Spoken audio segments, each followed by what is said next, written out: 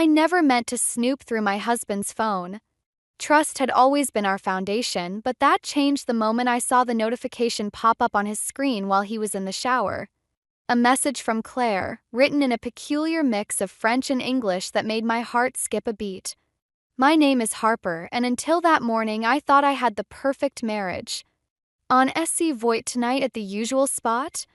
J'ai something important to tell you. Don't tell it. They had to be me. As a linguist, the code switching between languages caught my attention immediately. It wasn't casual Franglish, it felt deliberate, like they were trying to obscure the meaning from someone. From me. I heard the shower turn off and quickly placed Ethan's phone back on the nightstand, exactly as I'd found it. My hands were trembling as I pretended to fold laundry, my mind racing with possibilities I didn't want to consider. "Hey, beautiful," Ethan said, emerging from the bathroom with a towel around his waist. Water droplets traced paths down his chest, and for a moment I saw him as I always had, the kind, gentle veterinarian I'd fallen in love with. "Everything okay? You look a bit pale." "Just tired," I lied, forcing a smile. "Long week of translations." He crossed the room and kissed my forehead, leaving a damp spot that felt like it was burning into my skin. "Don't work too hard. We've got dinner at my parents' tonight, remember?" My stomach clenched. The monthly dinner at the Callahan estate. Another reminder that I'd married into a family that saw me as an outsider. "Of course," I said, watching him get dressed for work. "Will Claire be there?" Pause before his answer was microscopic, but I caught it. "No, why would she be?" "Just asking. She seems to be around a lot lately." Ethan's shoulders tensed slightly as he buttoned his shirt. "She's an old friend, Harper. You know that." An old friend who had been showing up at his clinic with increasing frequency, who texted in code, who wanted to meet him secretly. The weight of unspoken words hung between us like a storm cloud. "I should head out," he said, checking his watch. "Early surgery today.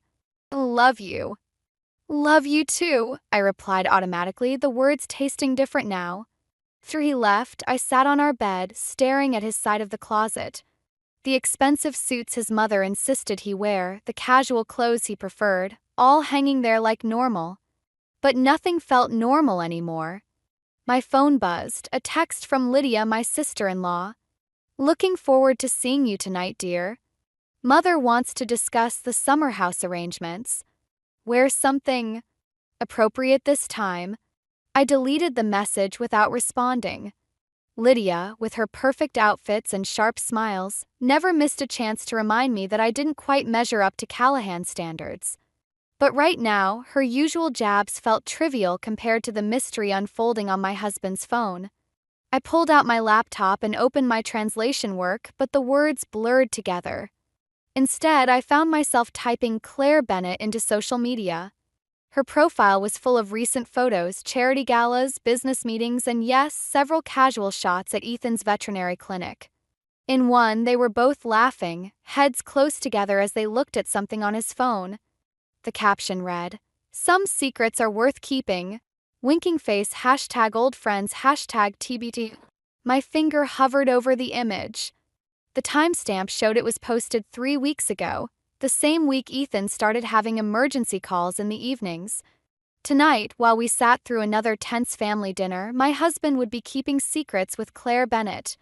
And I had to decide what I was going to do about it. Callahan Estate loomed before us like a fortress as Ethan pulled into the circular driveway. I smoothed my dress, a designer piece I'd saved 3 months to buy, hoping it would pass Margaret's inspection. Text message from this morning still burned in my mind, but I forced a smile as Ethan squeezed my hand. "Ready?" he asked. I nodded, noticing how his jaw tightened. He always got tense before these dinners. The massive front door swung open before we reached it. Lydia stood there, perfectly coiffed in a red dress that probably cost more than my monthly salary. "You're late," she said, air-kissing my cheek. "Mother's been asking about you, Ethan." "Traffic," he muttered, but I caught the slight tremor in his voice. The same tremor I'd heard when he denied meeting Claire tonight. The foyer echoed with our footsteps as we followed Lydia to the formal dining room. Margaret Callahan sat at the head of the table like a queen on her throne, while Thomas studied financial reports even at dinner. "Darling," Margaret said, rising to embrace Ethan. Her eyes swept over me, lingering on my dress. "Harper. Interesting choice of attire. Primebid bakaratort." The dress was perfect, I'd made sure of it. But nothing was ever good enough for Margaret Callahan. "Speaking of choices," Lydia chimed in, taking her seat, "I ran into Claire at the country club today. She mentioned something about the clinic, Ethan." My husband's fork clattered against his plate. "Just some consulting work," he said quickly. Too quickly. "Consulting?" Thomas finally looked up from his papers. "I wasn't aware the clinic needed financial consulting." "It doesn't," Ethan said, but Lydia was already talking over him. "Claire said she's helping with some exciting new developments. Didn't you want to tell everyone about that, brother dear?" The room felt suddenly airless. I watched Ethan's face, seeing the panic flash across it before he composed himself. "It's still in the early stages," he mumbled. "Well, I think it's wonderful," Margaret declared. "Claire has always had such a good head for business. Remember when you two dated in college, Ethan?" My water glass froze halfway to my lips. Dated? Ethan had never mentioned that. "Mother," Ethan warned, but Lydia was grinning like a cat with cream. "Oh, Harper didn't know?" They were quite the couple. "Everyone thought they'd end up together, didn't they, Daddy?" Thomas grunted in agreement, and I felt the room spin slightly. The secret meetings, the coded messages, the consulting work, everything shifted into a new, horrifying perspective. "It was barely 2 months," Ethan said, finally looking at me. "It wasn't serious. Serious enough that Claire still keeps that photo of you two in Paris," Lydia said innocently. "The one from your graduation trip?" I pushed my plate away, untouched. "Excuse me," I managed, standing up. "I need some air." "Harper, wait!" Ethan started to rise, but Margaret's voice cut through the tension. "Let her go, dear. Some people simply aren't built for family discussions." I fled to the garden, gulping in the cool evening air. Behind me, I heard the French doors open and close. Expecting Ethan, I turned, only to find Lydia approaching with 2 wine glasses. "Peace offering," she said, extending one to me. I took it warily, watching her settle onto a garden bench. "You know," she said, swirling her wine, "Claire's always been more our speed. The right background, the right connections. But Ethan chose you." She smiled, but it didn't reach her eyes. "For now." What's that supposed to mean? Just that things change. People realize their mistakes. Thinking of which, Claire mentioned she's looking at properties in our neighborhood. Isn't that interesting? My grip tightened on the wine glass. "Why are you telling me this?" Lydia stood, brushing invisible dust from her dress. "Consider it a friendly warning. Some battles aren't worth fighting, Harper. Especially when you've already lost." She left me there, holding a glass of wine I wouldn't drink, while somewhere across town my husband was meeting the woman he'd never told me about. The woman his family clearly wished he'd married instead of me. I pulled out my phone and opened Claire's social media again. There it was, the Paris photo Lydia mentioned, buried in her old posts. Ethan and Claire, young and laughing, the Eiffel Tower behind them. The caption read, "Some memories never fade. Red heart." My hands stopped shaking as a cold clarity settled over me. If they wanted a battle, they'd get one. The next morning, I did something I'd never done before. I followed my husband to work. Ethan's emergency call the previous night had stretched until midnight, and when he finally came home, he smelled of expensive perfume and guilt. I parked across from his veterinary clinic, watching the morning unfold through my windshield. The familiar parade of patients, dogs pulling at leashes, cats in carriers, the occasional exotic pet. But at 10:30, a sleek Mercedes pulled into the staff parking lot. Claire stepped out, wearing a business suit that probably cost more than Ethan's monthly mortgage payment. My phone buzzed, a text from Lydia. Thought you might want to know Claire's meeting with our family accountant today. Something about clinic investments? I switched off my phone and slipped into the clinic through the side entrance, nodding to the receptionist who knew me as Dr. Callahan's wife.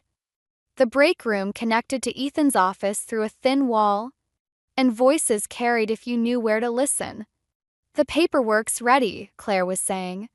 Once you sign, everything changes. I don't know about this anymore. Ethan's voice was strained. Harper doesn't understand our world, Ethan. She never will. Your parents see that, why can't you? A pause. My heart hammered against my ribs. It's not that simple, Ethan said finally.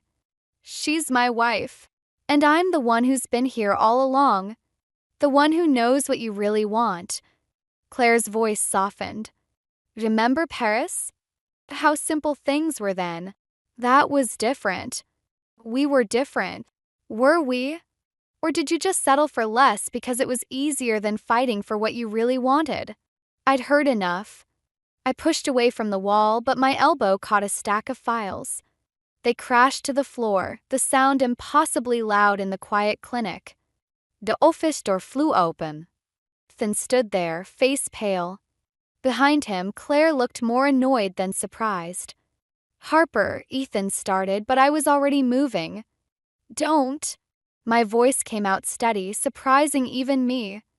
Just don't. This isn't what you think, Claire said, stepping forward. We're discussing business investments. The clinic needs what? Your money? Your connections? Or just you? Harper, please! Ethan reached for my arm, but I jerked away. When were you going to tell me about the buyout? The words were a shot in the dark, but Claire's slight flinch told me I'd hit something. That's what this is about, isn't it? The paperwork, the meetings, the secrets? It's a business opportunity, Claire said smoothly. The clinic could be so much more with proper backing. Ethan knows that.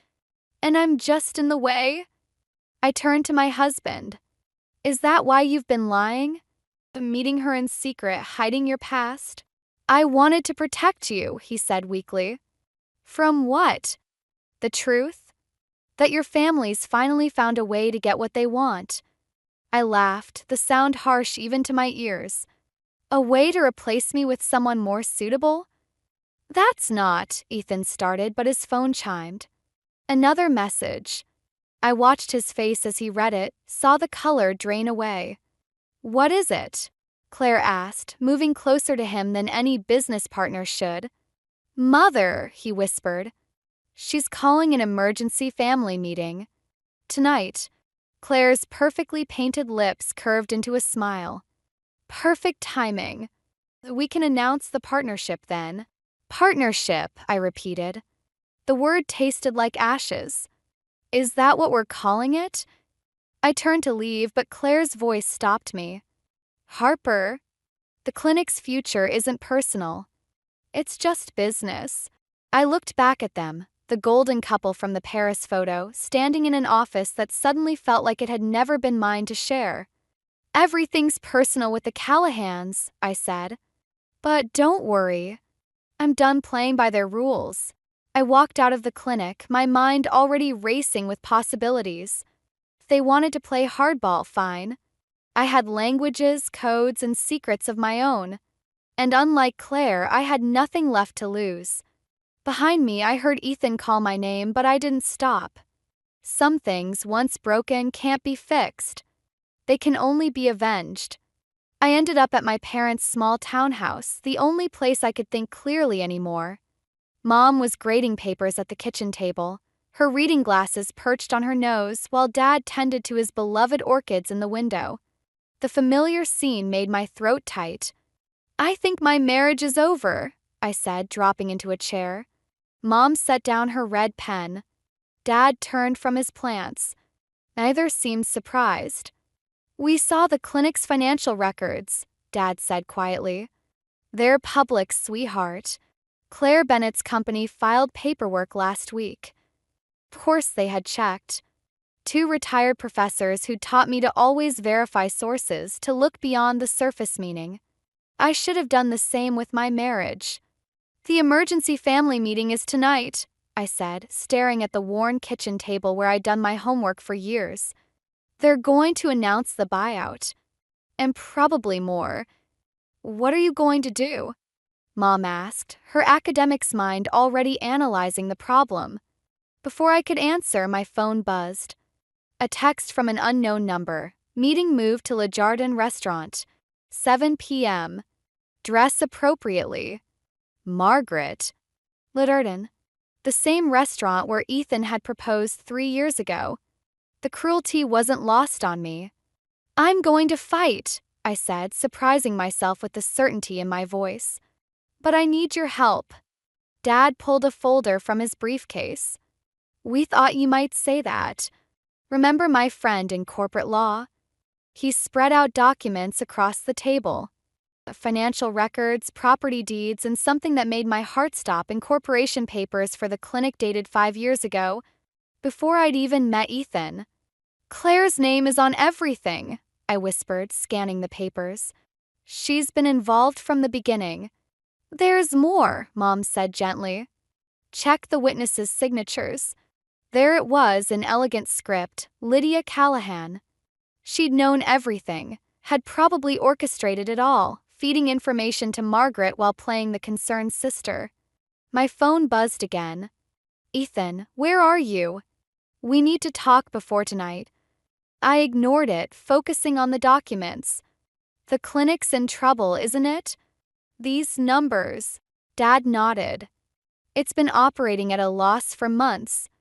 Claire's company has been keeping it afloat with loans. Loans that come due next week, Mom added. The timing of this partnership isn't coincidental.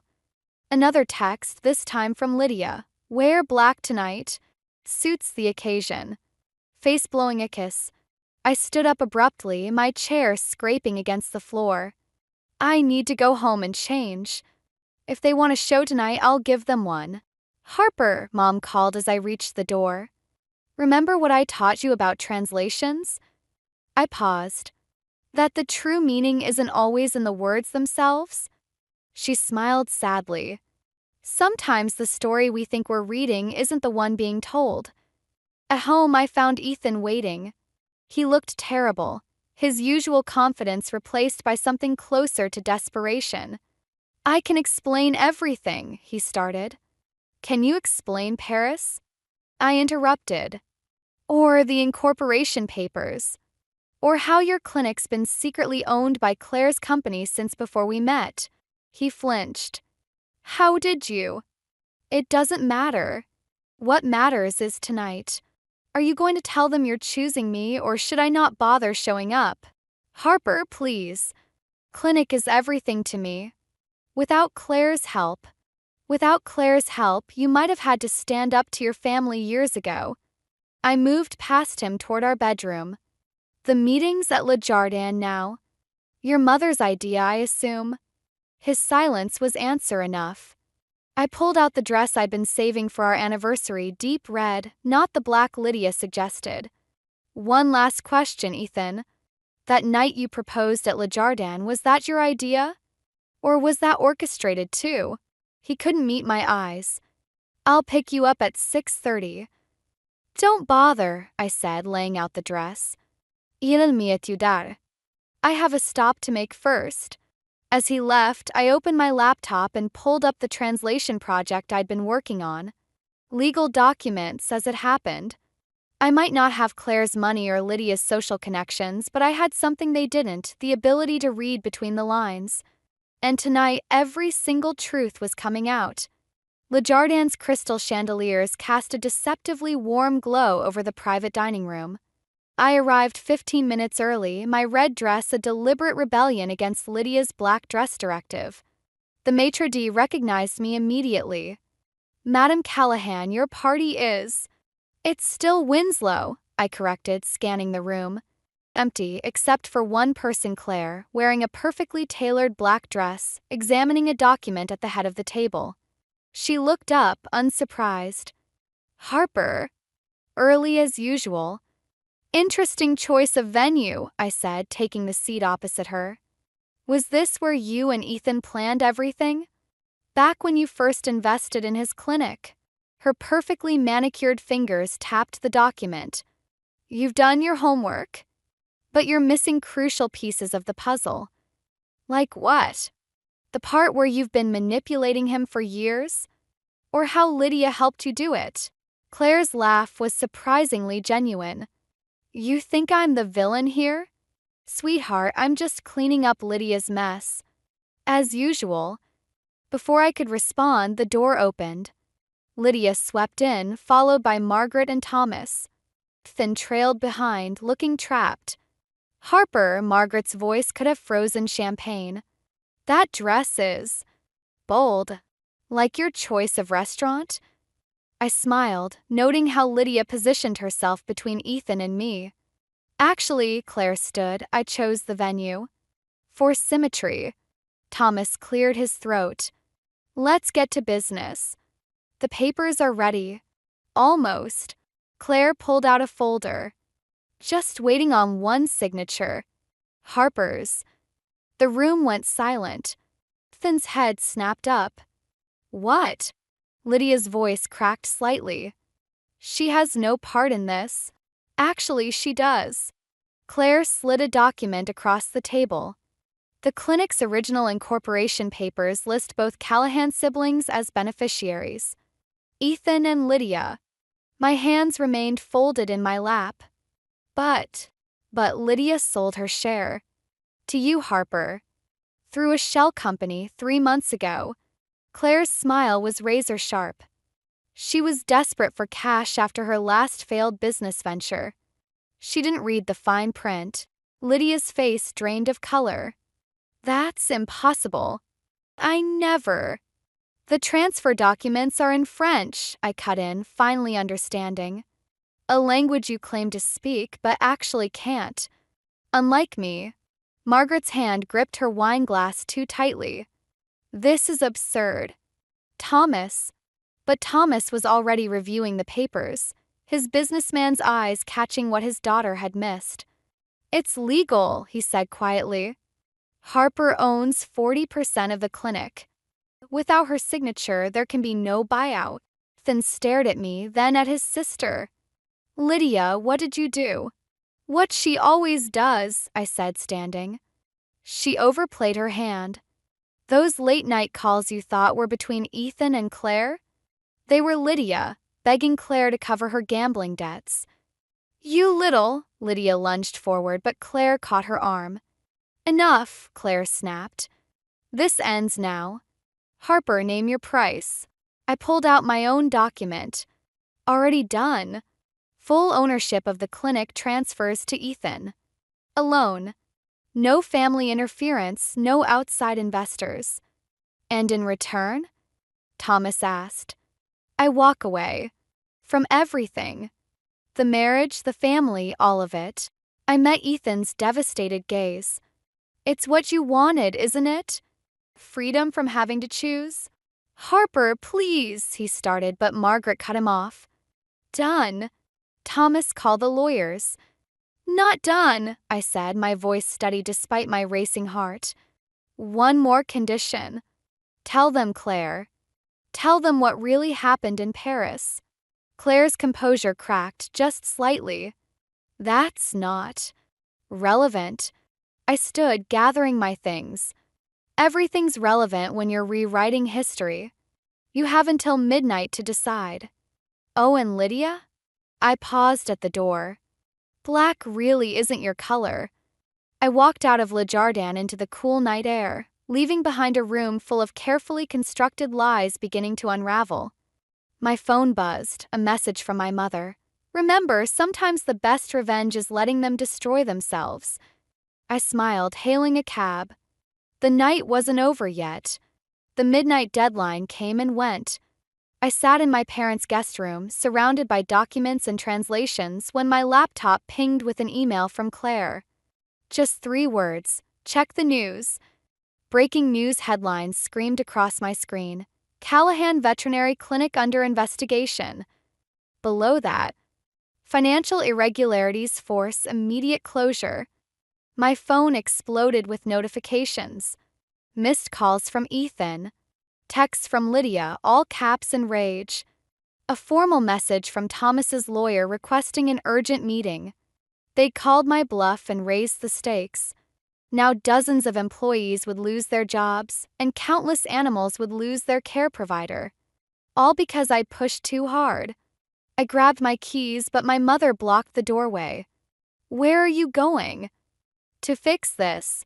My voice cracked. "I never wanted to destroy everything."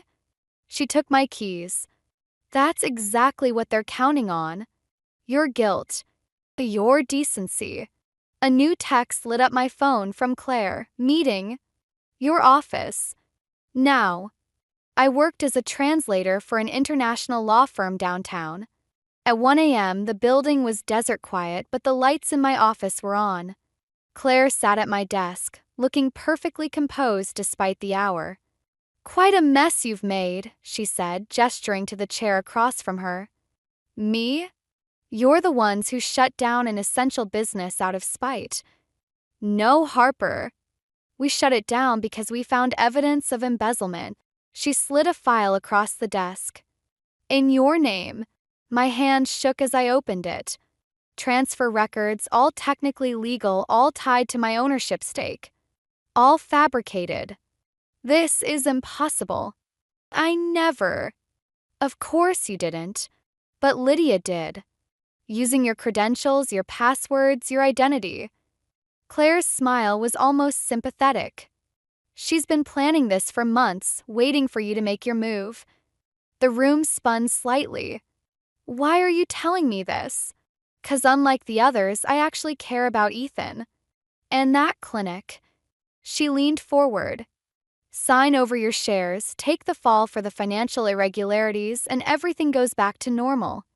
The clinic reopens, no charges filed." "And if I don't?" "Then tomorrow, Margaret releases evidence that you've been stealing from the clinic for years.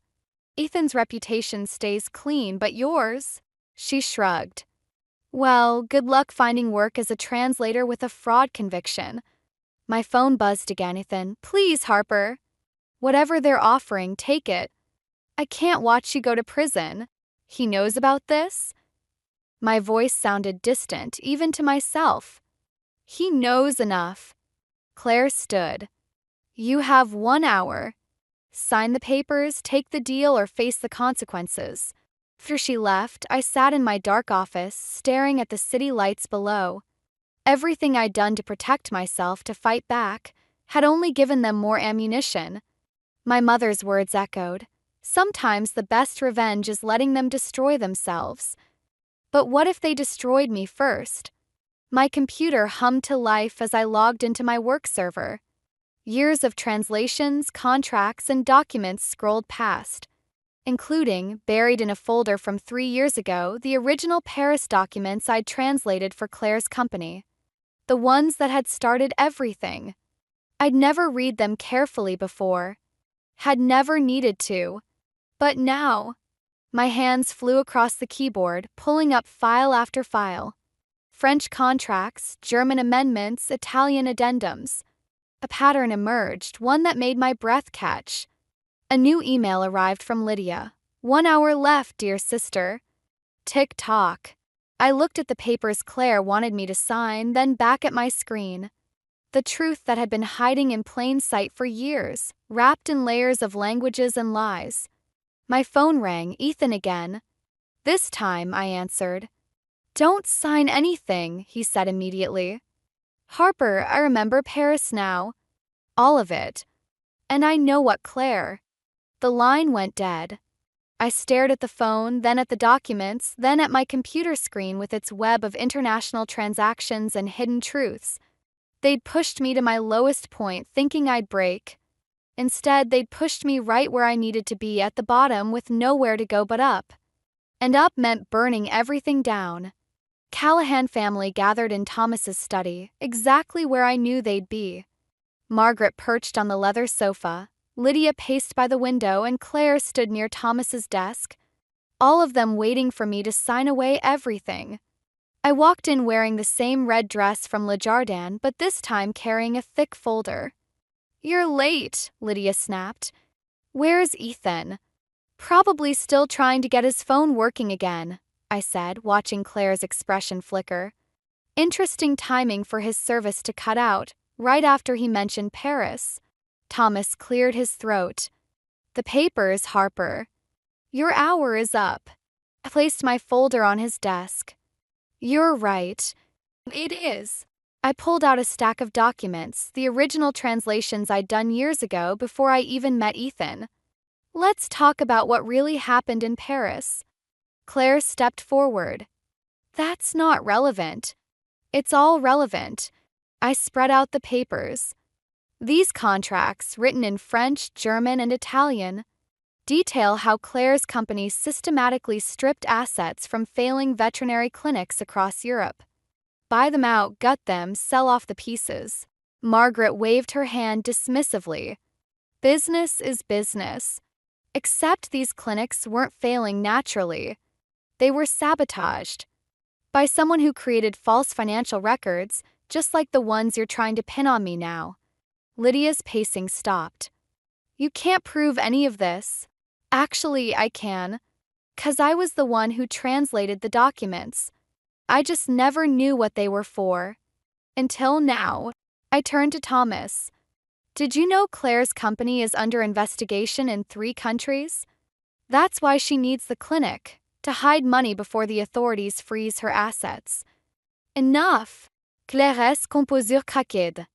Sign the papers or go to jail. Those are your options." "No," Ethan's voice came from the doorway. He looked disheveled but determined. "Those aren't her options." "Ethan," Margaret started, but he cut her off. "I remember Paris now, Claire. You didn't just break my heart, you stole my original business plan. The one I showed you the night before you disappeared." He moved to stand beside me. "The plan Harper found in your company's files, written in my handwriting, dated 3 years before you claimed it was yours." Claire's face went white. "That's not det truth." I finished. "Like how you've been using Lydia's gambling debts to manipulate her.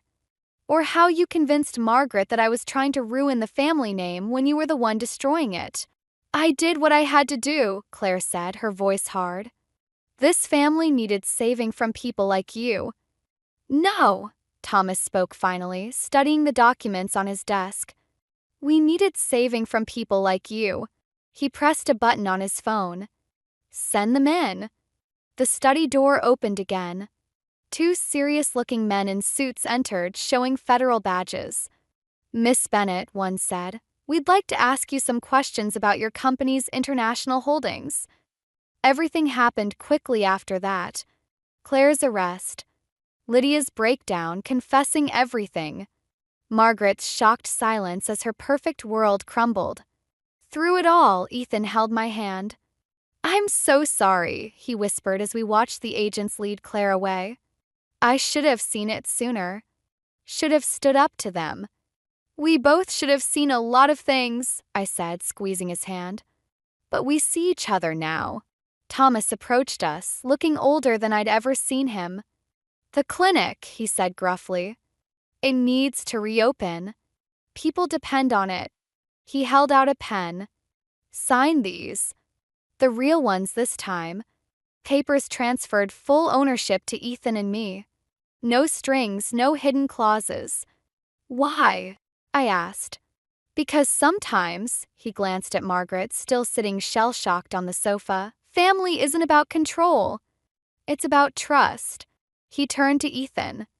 "Something I forgot a long time ago." Lydia stood alone by the window, watching Claire's car disappear down the driveway. "What happens now?" "Now," I said, taking the pen from Thomas, "we rebuild. All of us." I signed the papers, then offered the pen to her. "Starting with the truth." She took it with trembling fingers, and as she signed, I saw something I'd never seen before in her eyes, hope. Inside, the sun was rising over the Callahan estate. A new day, a new beginning. Not everything was fixed, but at least now we were facing it together. And that was a truth worth fighting for. 6 months later, I stood in the newly renovated clinic, watching Ethan perform surgery through the observation window. His hands moved with confident precision, healing a German shepherd that had been hit by a car. The dog's owner, a young girl, waited anxiously in reception, just as I had waited through my own storm of uncertainty. Clinic had changed. We'd kept the Callahan name but reimagined everything else. The walls now displayed framed translations of healing words from different languages: courage, hope, renewal. A reminder of how we'd found our way back. "He's good at putting things back together," Lydia said, appearing beside me. She looked different now, softer somehow, without the sharp edges of desperate ambition. Weekly therapy and a gambling addiction program had helped. "So are you," I replied, noting the stack of account books in her arms. She'd insisted on working here, doing honest books this time, paying her debt to the family one balanced ledger at a time. The surgery light clicked off. Success. My phone buzzed, a text from Margaret. "Dinner tonight? I found your mother's recipe for coq au vin." These new Friday dinners were different from the old ones. No more power plays or hidden agendas, just careful steps toward understanding. Thomas had retired, letting Ethan run the clinic his own way. Margaret was learning to love without controlling, though old habits died hard. "Mail came," Lydia said, handing me an envelope. The return address was a federal prison. Claire's letter was short. "I never meant for it to go so far. Paris was supposed to be the beginning of something beautiful, not the start of a lie. Maybe that's what happens when we try to force life into the shape we think it should be, instead of letting it be what it is. Take care of him. Take care of all of them." I folded the letter and slipped it into my pocket, next to the ultrasound picture I hadn't shown anyone yet. Some revelations needed perfect timing. Ethan emerged from surgery, still in his scrubs. "The dog will be fine," he said, wrapping an arm around me. Just needed someone to believe in him. Like father, like future child? I whispered. His hand froze on my waist. "Are you?" I nodded, watching joy spread across his face, pure and untainted by anyone else's expectations. Lydia squealed and hugged us both, then quickly composed herself. "I'll reschedule your afternoon appointments," she said, wiping her eyes as she hurried away. Later that night, as we walked home to our new house, modest but ours, Ethan stopped suddenly. "I found something in the old clinic files," he said. "A letter from my father to his father, written when Dad was my age. He wanted to be a teacher, did you know that? But his father convinced him that business was the only acceptable path. Is that why he let you keep the clinic? I think he finally realized that legacy isn't about controlling the future. It's about giving it room to grow." We reached our front door, but I paused before going in. The moon hung full and bright, like the night I'd found that first text message in French. Everything had changed since then, and nothing. "Do you ever regret it?" I asked. "Choosing this life over the one they planned for you?" Ethan touched my still flat stomach, his answer in the gentleness of his hands. "I chose love," he said simply. Everything else just fell into place. Inside, I had translations waiting, honest work for honest pay. Tomorrow, we'd have dinner with both our families, all the sharp edges slowly smoothing into something new and real. And in 7 months, we'd add another chapter to our story. My mother had been right about revenge. Sometimes the best revenge isn't about destroying your enemies, but about building something so beautiful that their shadows can't touch it. I hung my red dress in the back of the closet. I wouldn't need it anymore, but I'd keep it, a reminder that sometimes you have to fight for your happy ending, even if the battle leaves a few scars. Some things, after all, are worth the price of admission.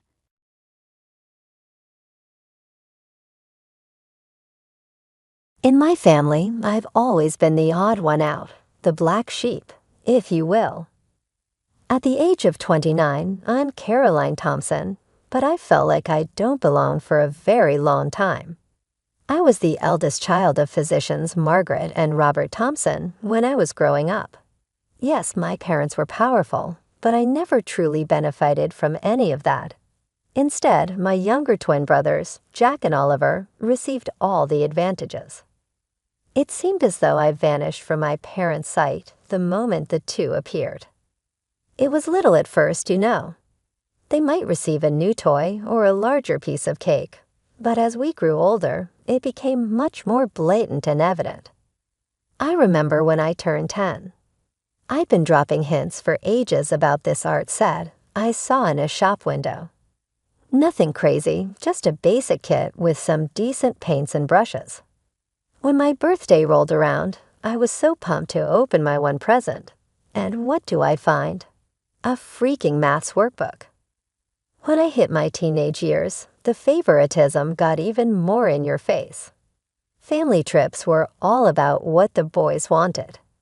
If Jack felt like skiing, boom, we're off to the slopes. If Oliver was into surfing that year, hello, beach vacation. My ideas always got shot down or ignored.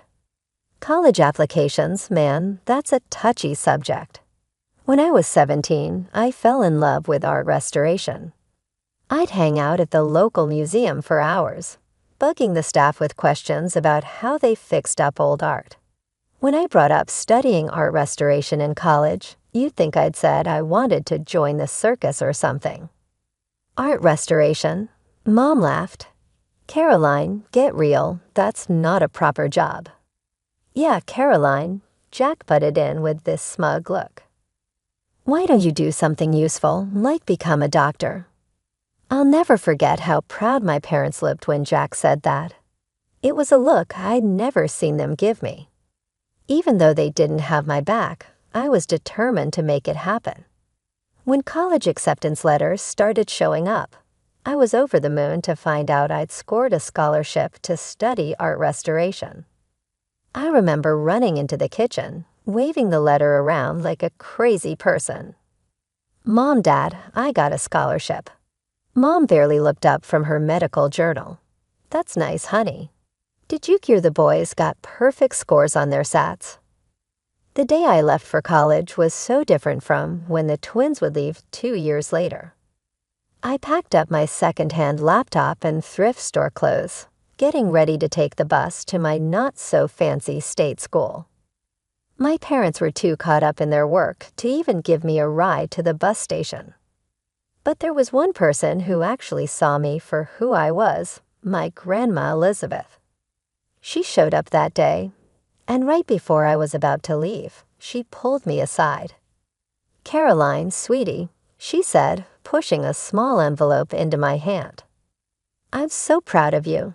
Don't ever forget that. Inside the envelope was a check, not enough to change my whole life, but enough to make things a bit easier. But more than the money, it was the fact that she actually noticed me that meant everything. So college was kind of a mixed bag for me. On one hand, I was finally free from always being compared to Jack and Oliver. I could really dive into my studies without feeling like I was in some weird competition for attention. But on the other hand, money was tight, like really tight. I was barely getting by on my scholarship and working part-time jobs. I'd hear about all the fancy stuff my brothers were up to through family calls and social media, fancy frat parties, spring break trips to crazy places, internships at big-shot hospitals, all paid for by our parents, of course. Time went by, and I threw myself into my studies like crazy. Art restoration became more than just what I wanted to do for a job. It was my escape, my happy place. There was something really satisfying about bringing beauty back to old forgotten pieces, about showing the hidden potential under layers of neglect and damage. In my last year, I scored an internship at this small but respected museum. It wasn't fancy work, mostly cleaning and organizing stuff, but it was a win. I was over the moon when I called home to share the news. My mother's response was exactly what I expected, lukewarm at best. "Oh, that's nice, dear," she said, sounding distracted. "Did you hear about Jack's research paper? It's being published in a major medical journal. I held back a sigh. That's great, Mom. Listen, I was thinking of coming home for a weekend soon. Maybe we could. Oh, I'm not sure that's a good idea. She cut me off quickly. Your father and I are going to be really busy. We're helping the boys with their research papers. You understand, right? As I hung up the phone, I felt that familiar mix of anger and hurt building up in my chest. But this time, there was something else too. A little spark of defiance, of determination. I looked around my tiny dorm room at the art books piled up on my desk, at the half-finished restoration project taking up most of my floor. This was my world now, one I had built for myself despite everything. Screw them, I muttered to the empty room. I don't need their approval. But even as I said it, a part of me knew it wasn't true. As much as I tried to deny it, a small part of me still wanted my parents to recognize me, still hoped that one day they'd see me for who I really was. So graduation day came and went without much fuss from my family. My big moment was marked by a quick dinner at some chain restaurant. So Caroline, what's next? Dad asked, barely looking up from his menu. I sat up straight, trying to sound confident. I actually got a job offer at one of the museums in New York. Dad frowned. I don't know, Caroline. New York is expensive. How much does this job pay? I felt my face get hot as I mumbled the not-so-impressive starting salary. The disappointment on their faces was super obvious. The rest of the dinner was a blur of thinly veiled criticism and comparisons to Jack and Oliver's academic awesomeness. As we were leaving the restaurant, Grandma Elizabeth pulled me aside. Don't let them dim your light, my dear, she whispered, pressing a small envelope into my hand. Go to New York, chase your dreams.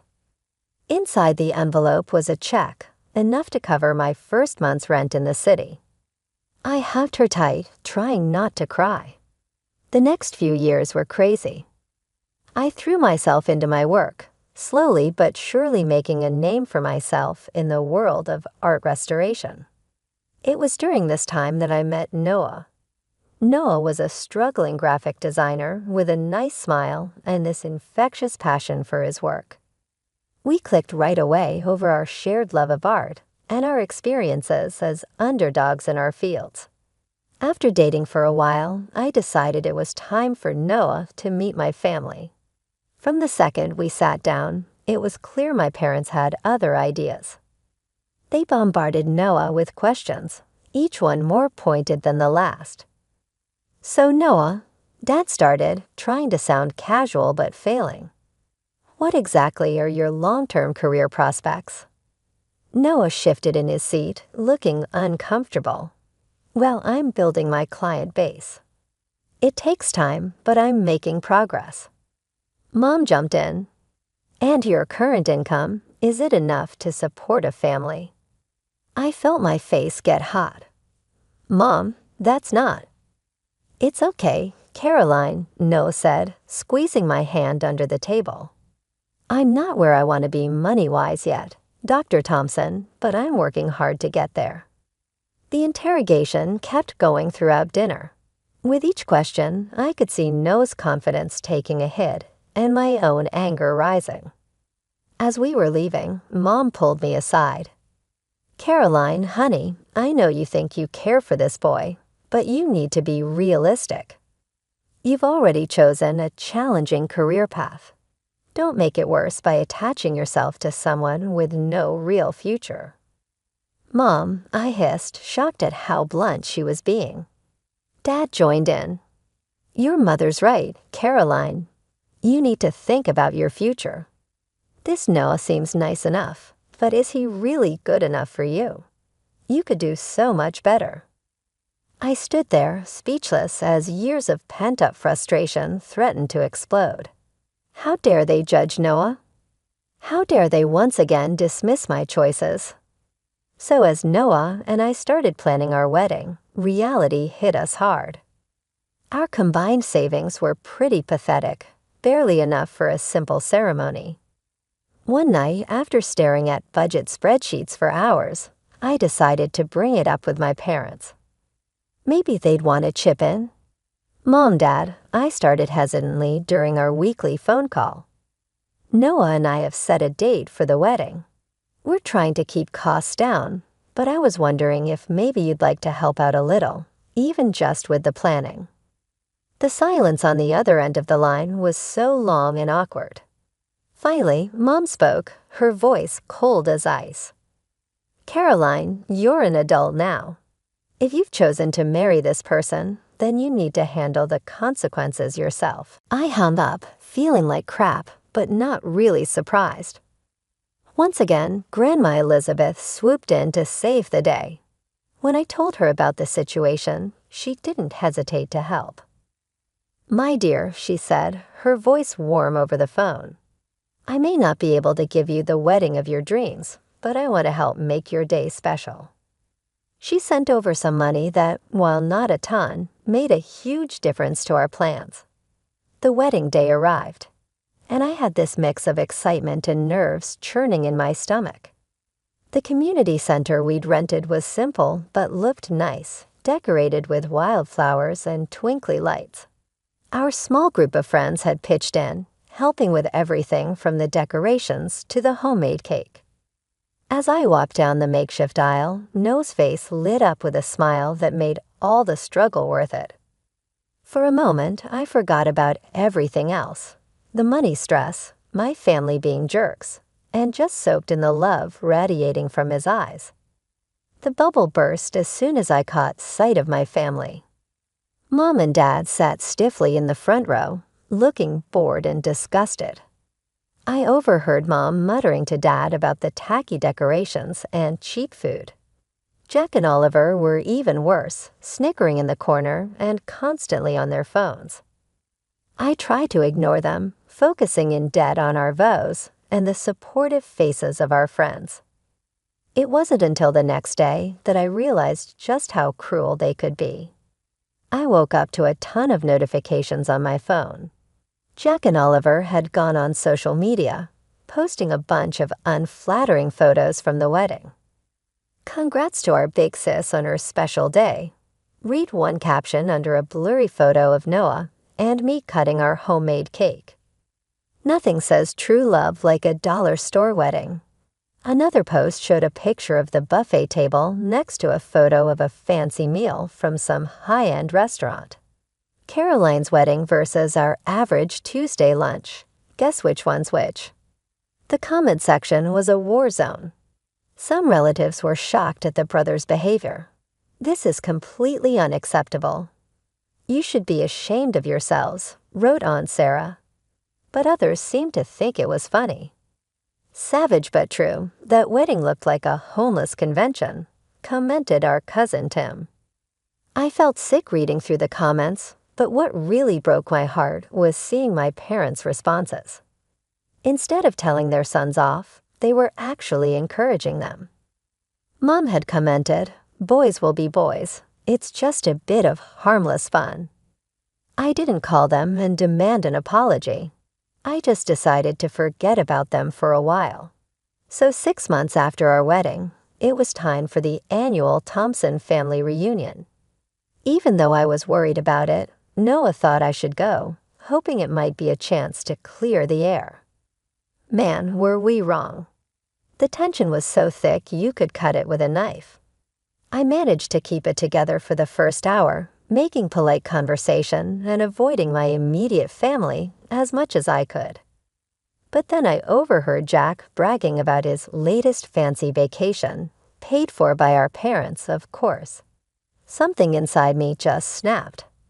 Must be nice, I said loud enough for everyone to hear, to have Mommy and Daddy bankroll your entire life. The room went dead quiet. Jack stared at me, his mouth hanging open. What's that supposed to mean? You know exactly what it means, I shot back, years of pent-up frustration finally boiling over. You and Oliver have been handed everything on a silver platter, while I've had to fight for every scrap of recognition or support. Mom stepped forward, her face red with anger now. Caroline, you're being ridiculous. We've always treated you children equally. I let out a bitter laugh. Equally? Are you kidding me? Let's talk about equal, shall we? I started counting off on my fingers. Private school tuition for the boys, public school for me, brand new cars for their 16th birthdays, nothing for mine. And let's not forget the crowning achievement, $300,000 for their Ivy League medical educations, while I had to scrape by on scholarships and loans.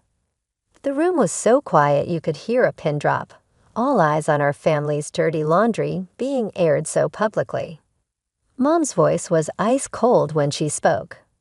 If you're so obsessed with money, Caroline, perhaps you should have married someone rich instead of your poor husband. Her words hit me like a punch to the gut. Noah, who had been silently supporting me, stiffened beside me. How dare you? I hissed, feeling tears in my eyes. Noah is worth 10 of you. He actually loves me for who I am, not for how I can make him look good to his country club friends. The reunion turned into total chaos.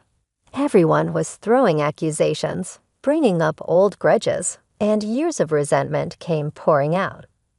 In the middle of all the shouting, a strong voice cut through the noise. Enough. Everyone turned to see Grandma Elizabeth standing up, her usually kind face looking stern and angry. I have watched this family tear itself apart for years, and I won't stand for it anymore, she declared. Margaret, Robert, your treatment of Caroline has been shameful. And you boys, she turned to Jack and Oliver, your cruelty towards your sister is unforgivable. For a moment, the room was silent. Then Mom, never one to back down, spat out, Mother, you don't understand. Caroline has always been difficult, always causing problems. No, Margaret, Grandma interrupted. The only problem here is your blatant favoritism and inability to see the damage you've done. I looked around the room at the shocked faces of my relatives, at my grandmother's resolute stance, at my parents' anger, and my brother's smug expressions. In that moment, something inside me broke, and then came back together differently. I'm done, I said, my voice quiet but firm. I'm done trying to win your approval, done trying to be part of this toxic family. Noah and I are leaving, and don't bother trying to contact us. The months that followed were tough. Noah was my rock through it all. He held me when the sadness hit, celebrated the small victories, and never once made me feel guilty for the family drama I'd brought into our lives. So life has this weird way of throwing you for a loop when you least expect it. It all kicked off with a phone call. Noah had been working his butt off for weeks, putting everything he had into a pitch for this big-time client. When he answered the phone that sunny Tuesday morning, I could tell from the look on his face that something major had gone down. We got it, he said, his voice barely above a whisper. Caroline, we got the contract. The next few months were crazy. Noah's little design firm blew up overnight, the fancy client opening doors we never thought we'd see. Suddenly, we weren't just scraping by. We were rolling in it. But with our new success came this unexpected complication. My phone started blowing up with notifications. Friend requests from family members I'd long since blocked, messages from distant relatives suddenly wanting to catch up. And then the call I'd been dreading. Caroline, sweetheart, my mother's voice, sickly sweet, came through the line. We've heard the wonderful news about Noah's business. We always knew you two would make it. They kept coming. My father got on the line, talking about how proud they were, how they'd always believed in us. I listened in stunned silence, getting angrier with each lie. We'd love to see you, Mom chirped. Maybe we could all have dinner, celebrate your success as a family. That snapped me out of it. As a family. I repeated, my voice hard. We haven't been a family for a long time, and that's not going to change just because our bank account has. I stuck to my guns. When my parents showed up at our door out of the blue, I didn't let them in. When they sent fancy gifts, I sent them right back unopened. Instead, Noah and I focused on building the life we'd always wanted. We worked hard, saved smart, and eventually found ourselves signing the papers for a beautiful apartment right in the middle of the city. Excited to share our happiness, I posted a photo on social media.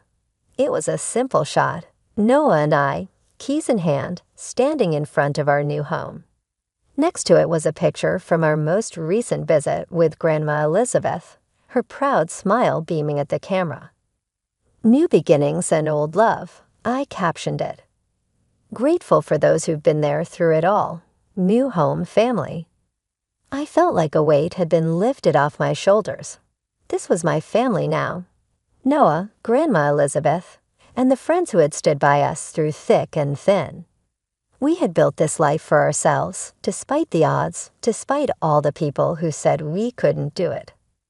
The soft evening light was coming through the windows of our new apartment as I was busy in the kitchen getting dinner ready for Noah and Grandma Elizabeth.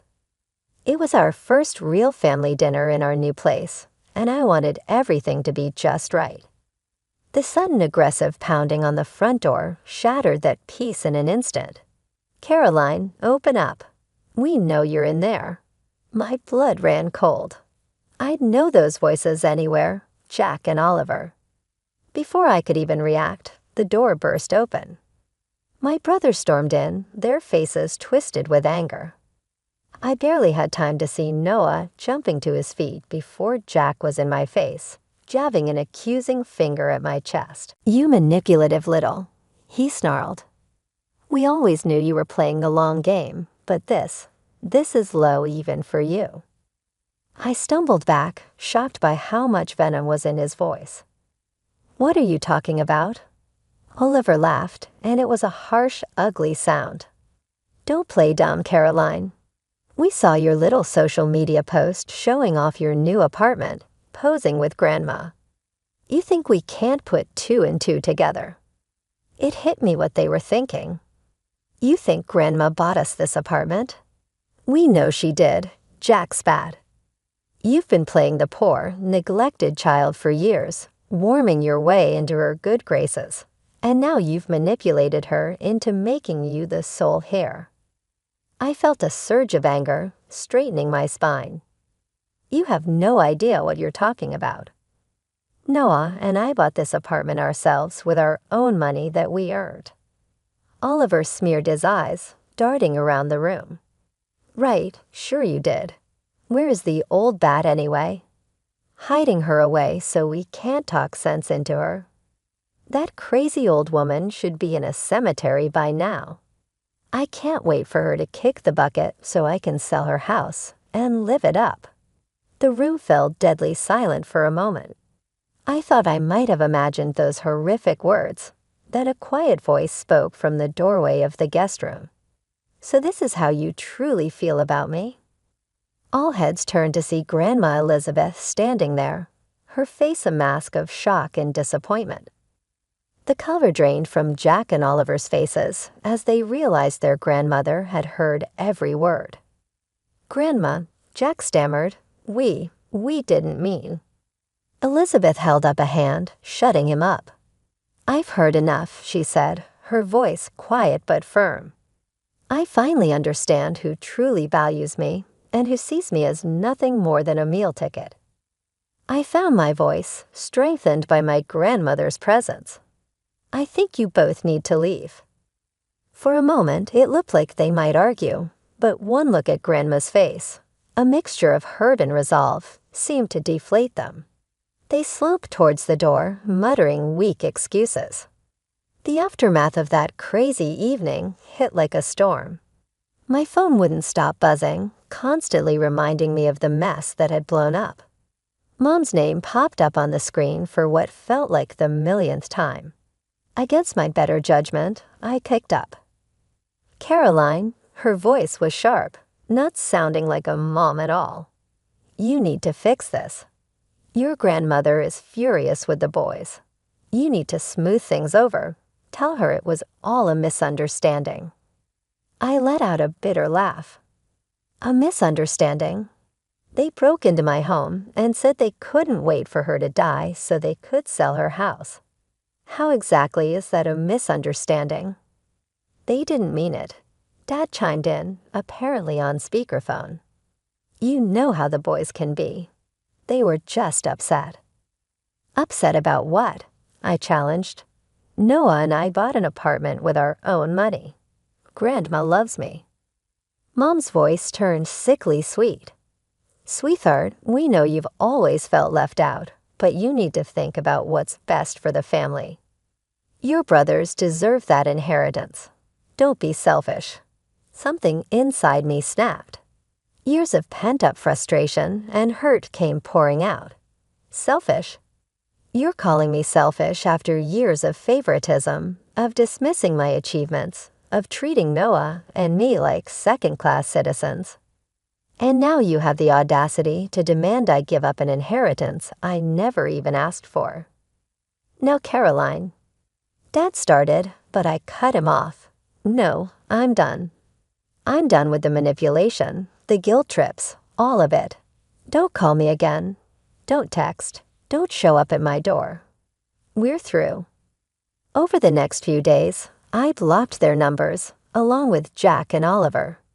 It was painful, like cutting off a diseased limb, but necessary for healing to begin. As the dust settled, I found myself surrounded by a different kind of warmth.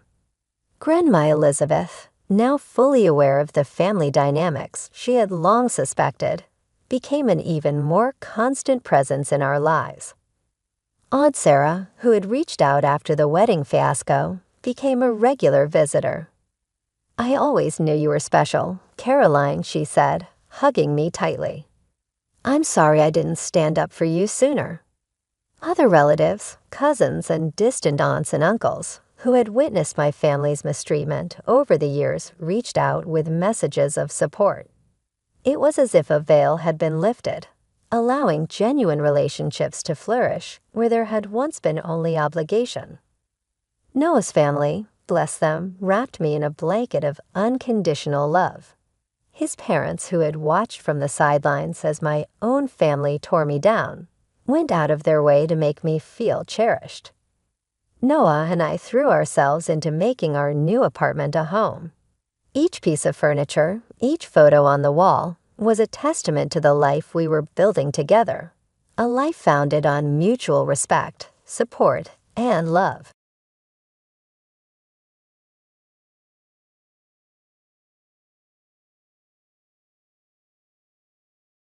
My story starts in a busy home where affection was plentiful, although not always shared equally.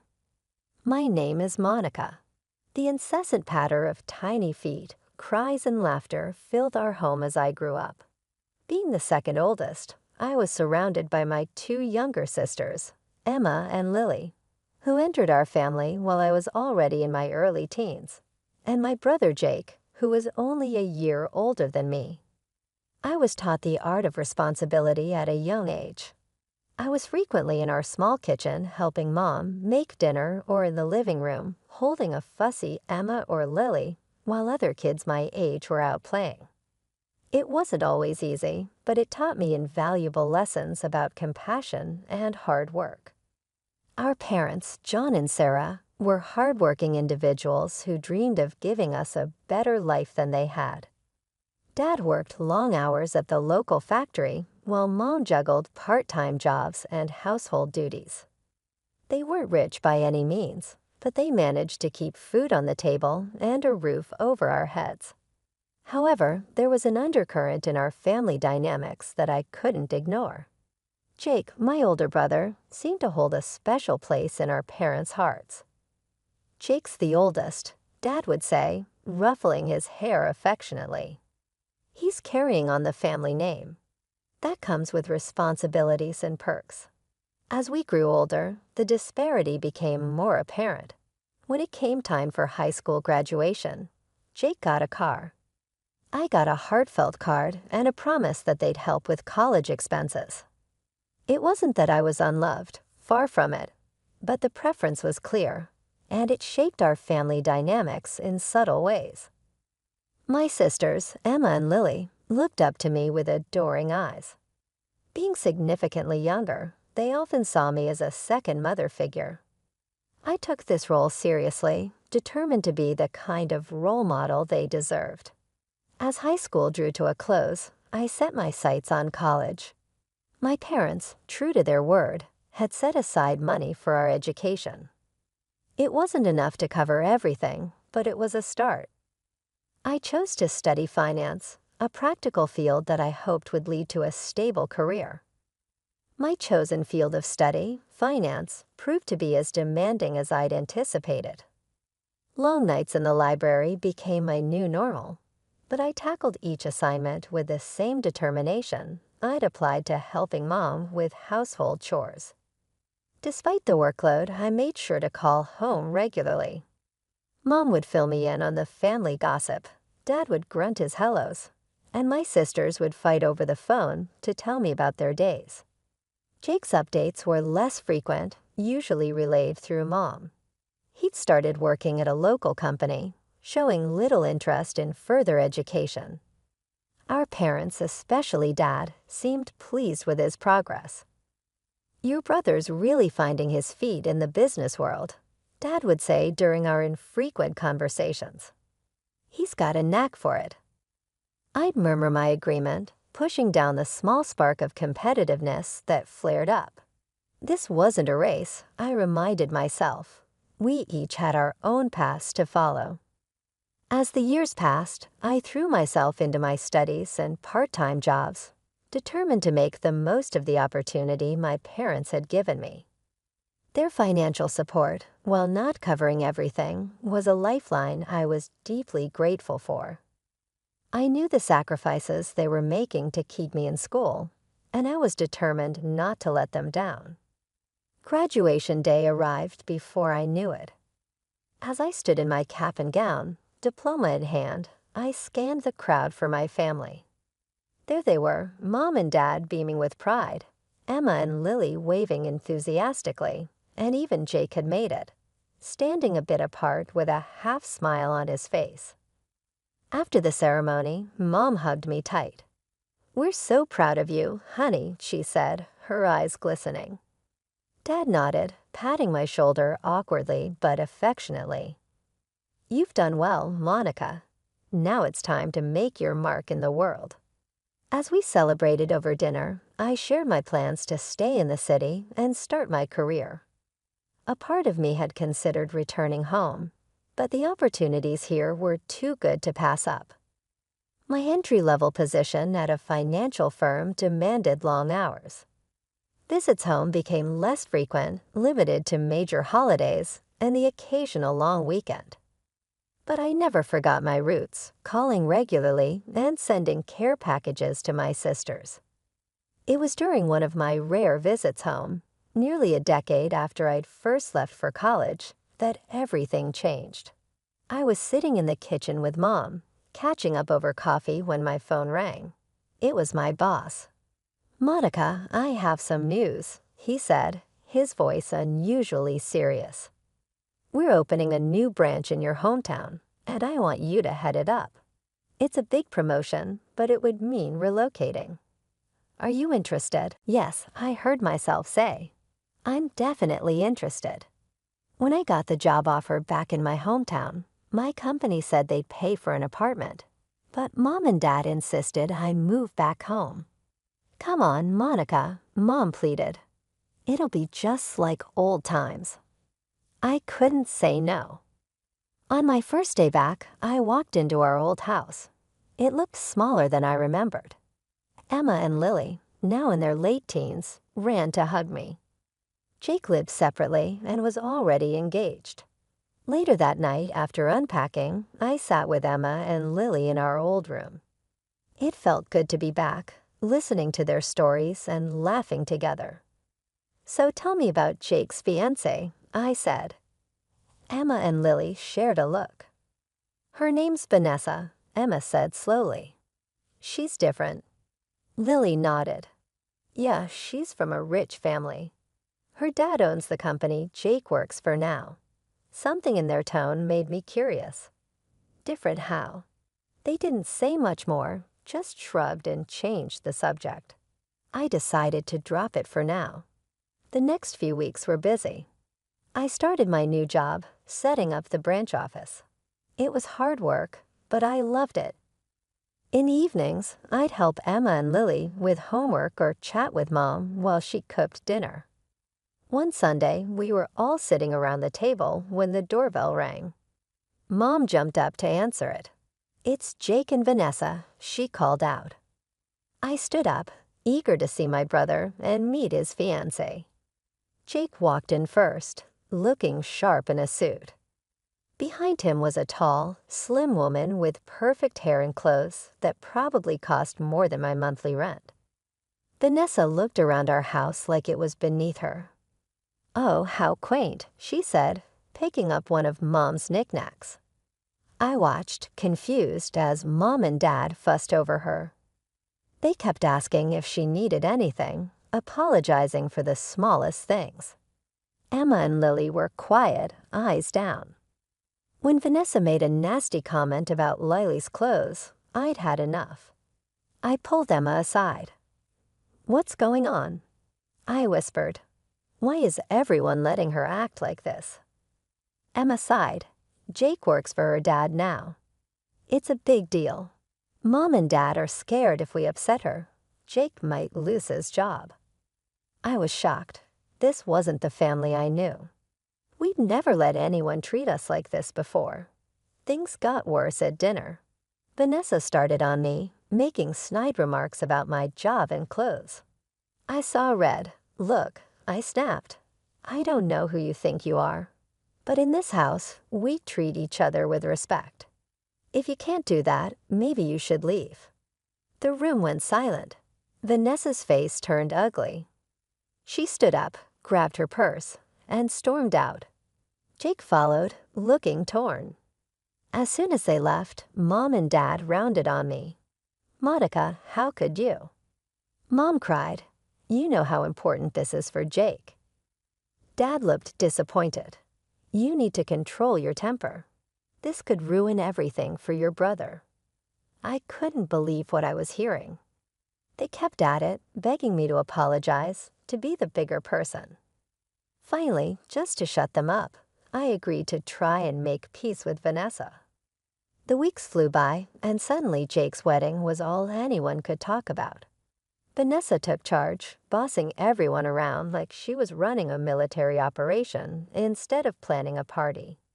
She dragged us to endless dress fittings, insisting we buy expensive gowns that matched the venue's aesthetic.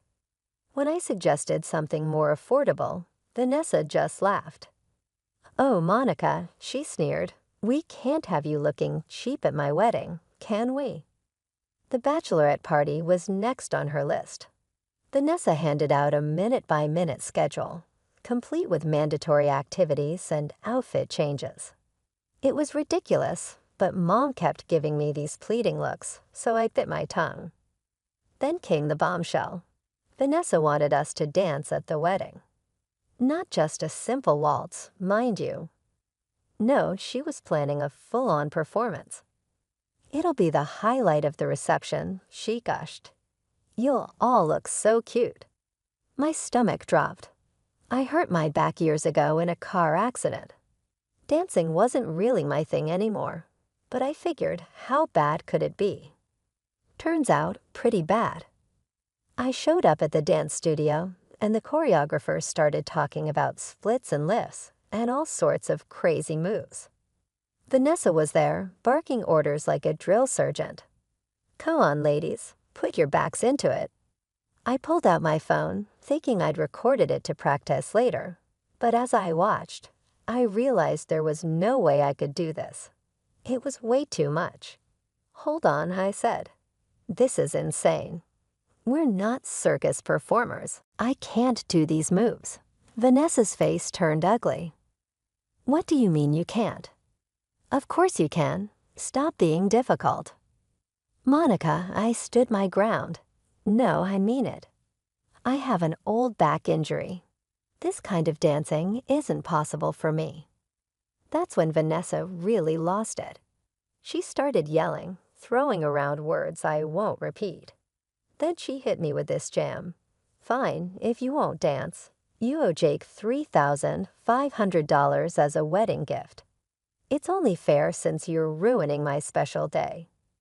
I was speechless. I looked at Emma and Lily, hoping they'd back me up, but they just stared at the floor, Mom's warnings clearly ringing in their ears. That was it. I'd had enough. You know what, Vanessa? Keep your damn dance. I'm out of here. I stormed out of the studio, my hands shaking as I clutched my phone. The video of that disastrous rehearsal was still recording. As I walked home, my mind raced. What was I going to do now? How had things gotten this messed up? I burst through the front door, still fuming from the dance rehearsal fiasco. Mom and Dad were in the living room, and they could tell something was wrong. I spilled everything. The impossible dance routine, Vanessa's outrageous behavior, the $3,500 ultimatum. I expected sympathy, maybe even anger on my behalf. What I got was something else entirely. Dad's face turned red. Monica, how could you? After everything we've talked about, this wedding is so important for Jake's future. You need to apologize to Vanessa right now and agree to do the dance. I couldn't believe what I was hearing. Apologize for what? Having a spine injury? Standing up for myself. Stop being so selfish. Dad shouted, "This isn't about you. It's about Jake's happiness and success." So my happiness doesn't matter. I shot back, my health. The argument escalated quickly. Voices were raised, tears were shed. I stood my ground, refusing to capitulate to Vanessa's ridiculous demands. That's when Dad dropped the bomb. If you can't support your brother and his fiancée, then maybe you shouldn't be here at all. The room went silent. I packed a bag that night, ignoring Mom's half-hearted attempts to smooth things over. The next day, I moved into the apartment my company had originally offered. It was small and empty, but at least it was mine. The wedding came and went. I didn't attend. I couldn't bear the thought of watching my family cower to Vanessa's every whim. I spent that day alone in my apartment, alternating between anger and sadness. A few days later, my phone exploded with notifications. Vanessa had made a post on social media, a long dramatic tale about how I had tried to ruin her perfect day. She painted herself as the victim, me as the jealous, spiteful sister-in-law. The comments were worse. Relatives I hadn't seen in years were suddenly experts on my character, condemning me for my selfish and cruel behavior.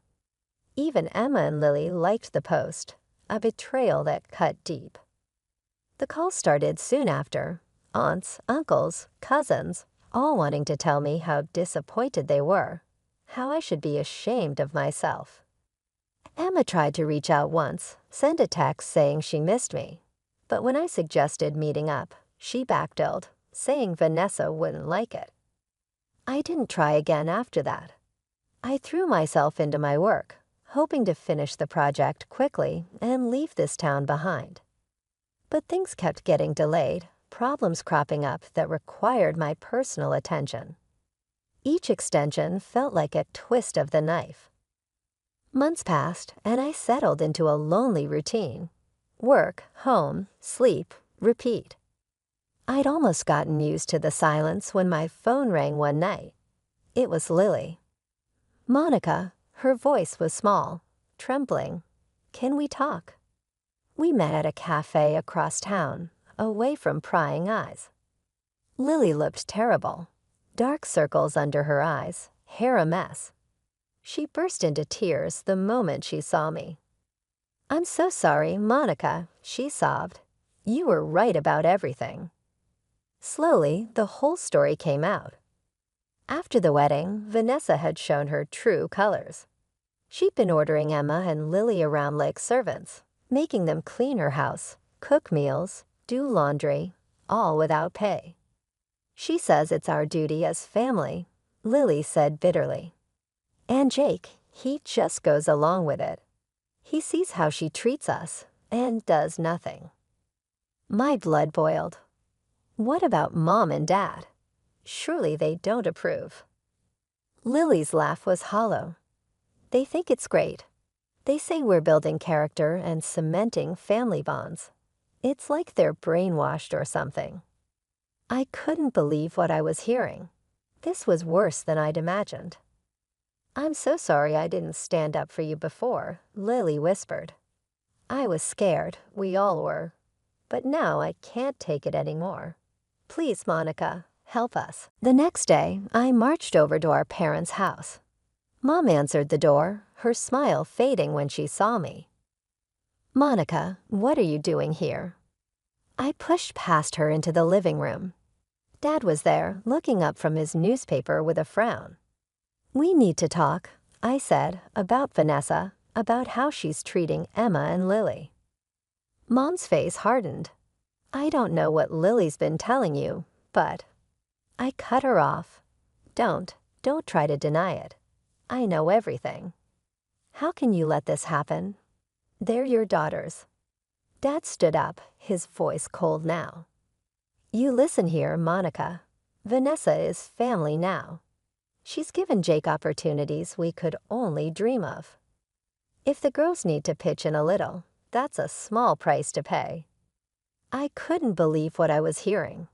A little. She's treating them like slaves, and you're okay with this. You're exaggerating, Mom said weakly. The girls are fine. They're just. Just what, Mom? Just being abused by their sister-in-law while their parents look the other way. Dad's face turned red. That's enough. I won't have you coming in here stirring up trouble. Vanessa is Jake's wife. She's wealthy, connected. She can give this family a future. If you can't accept that, then maybe you're not really part of this family anymore. The words hit me like a physical blow. I stared at them, these strangers wearing my parents' faces. So that's it, I said quietly. You're choosing money over your own children. Mom wouldn't meet my eyes. Dad just glared. Get out, he said. And don't come back until you're ready to apologize to Vanessa and Jake. I left, my legs shaky, my heart breaking all over again as I walked away from my childhood home. I realized a hard truth. I couldn't change their minds. They were too far gone, too seduced by the promise of wealth and status. But I couldn't abandon Emma and Lily. Somehow, someway, I had to find a way to help them, to save them from Vanessa, from our parents' willful blindness, and from the fate they seemed determined to accept. That day started like any other. I was preparing for a big meeting, reviewing notes and straightening my jacket. Then I saw the name on the guest list. Robert Thompson, CEO of Thompson Industries, Vanessa's father. My heart raced. He wouldn't know me. I'd missed the wedding, after all. But I knew him, the man whose money had torn my family apart. The meeting began, all handshakes and forced smiles. Robert didn't give me a second glance. We discussed business, crunched numbers, argued points. Then came the coffee break. I found myself next to Robert, both of us refilling our cups. He started chatting, casual small talk that somehow turned to parenting. You know, he said, puffing up with pride. I raised my Vanessa to be humble. I never let her flaunt our wealth. She grew up modest, well-mannered, and even married a regular guy.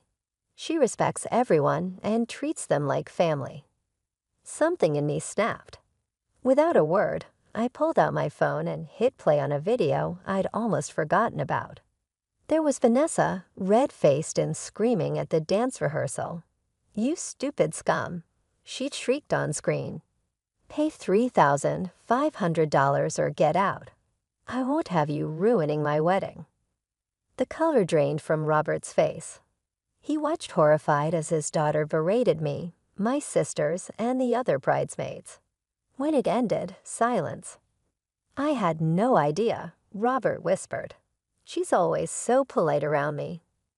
I thought I believed. I steeled myself for anger, for him to storm out. Instead, he looked at me, eyes pleading. "Please," he said, "tell me everything." So I did. The cruel comments, the forced labor, the way she turned my family against me. With each word, Robert seemed to age years. "I'm so sorry," he said when I finished. "I failed as a father. Please let me try to make this right." Before I could respond, he was on his feet. "Come with me," he said. Now we drove to Jake and Vanessa's house in silence. Robert's knuckles were white on the steering wheel. The scene inside was worse than I'd imagined. Emma was there, wearing a maid's uniform, scrubbing floors. Vanessa lounged on the couch, barking orders. Robert exploded. "Vanessa, what is the meaning of this? How dare you treat people like this, your own family?" Vanessa's shock turned to anger. She pointed at Emma. "I won't apologize to servants." Robert's face turned purple. "That's it. You're cut off. No more money, no more house. I'm ashamed to call you my daughter." Jake tried to intervene. "Sir, please, the girls don't mind helping out." "It's no big deal." Robert rounded on him. "And you're letting your wife abuse your sisters. You're fired. Both of you. Out of my sight." He turned to me and Emma, his voice softening. "I'm so sorry for everything. Please let me help make this right." As we left, Vanessa's shrieks faded behind us.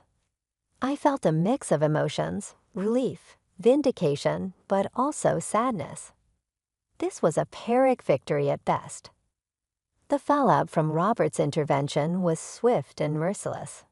Instead of seeing reason, my parents doubled down on their support for Jake and Vanessa. They were furious with me, blaming me for ruining Jake's cushy life. "How could you do this to your own brother?" Mom wailed over the phone. "He had everything, and now it's all gone because of you." Dad was even worse. "You've always been jealous of Jake." He spat. "Well, congratulations. You've destroyed this family. Don't bother coming around anymore.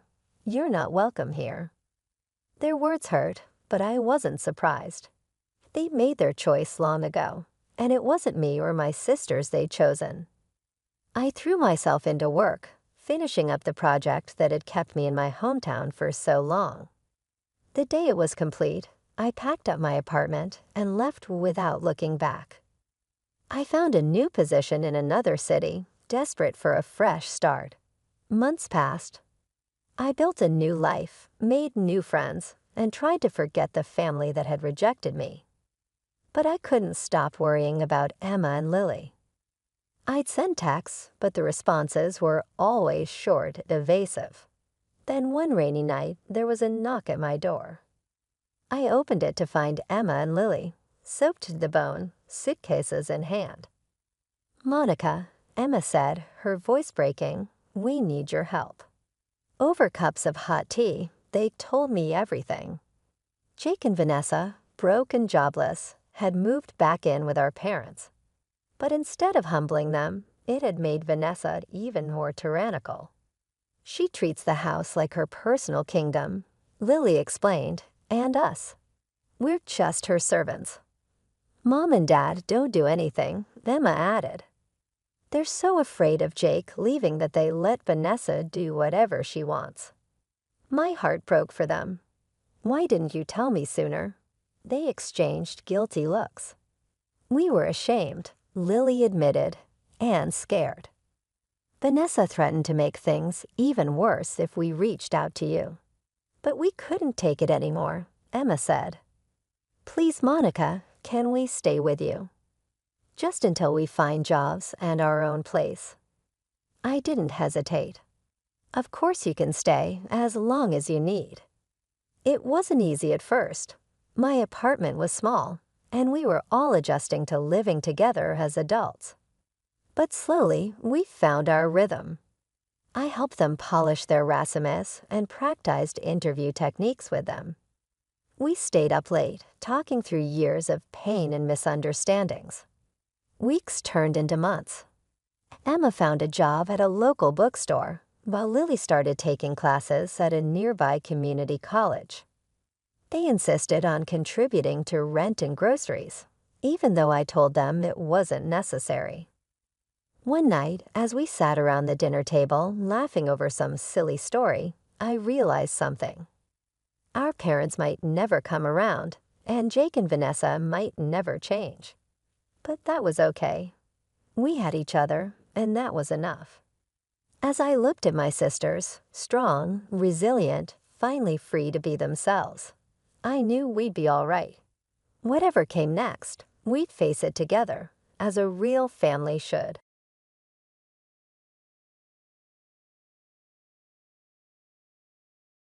I'm Erica, and I never imagined that I would become entangled in a family conflict that would permanently alter my life. I was in this city at the age of 29 and leading a very normal life. I had been employed as a secretary at Global Tech, a large downtown firm, for the previous 5 years. Although it wasn't glitzy, it covered my little rental apartment's expenses.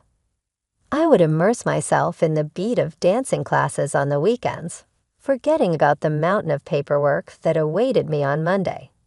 I was happy with my life, even if it wasn't much. But family was tricky. Emily, my younger sister, had always been the best kid. As if she were made of spun sugar, our mother showered her with affection from the day she was born. Dad, he simply followed Mom's wishes, that's all. Every time, it was Emily this or Emily that. It was difficult to avoid feeling like a shadow in my own family, but I made an effort to avoid becoming resentful.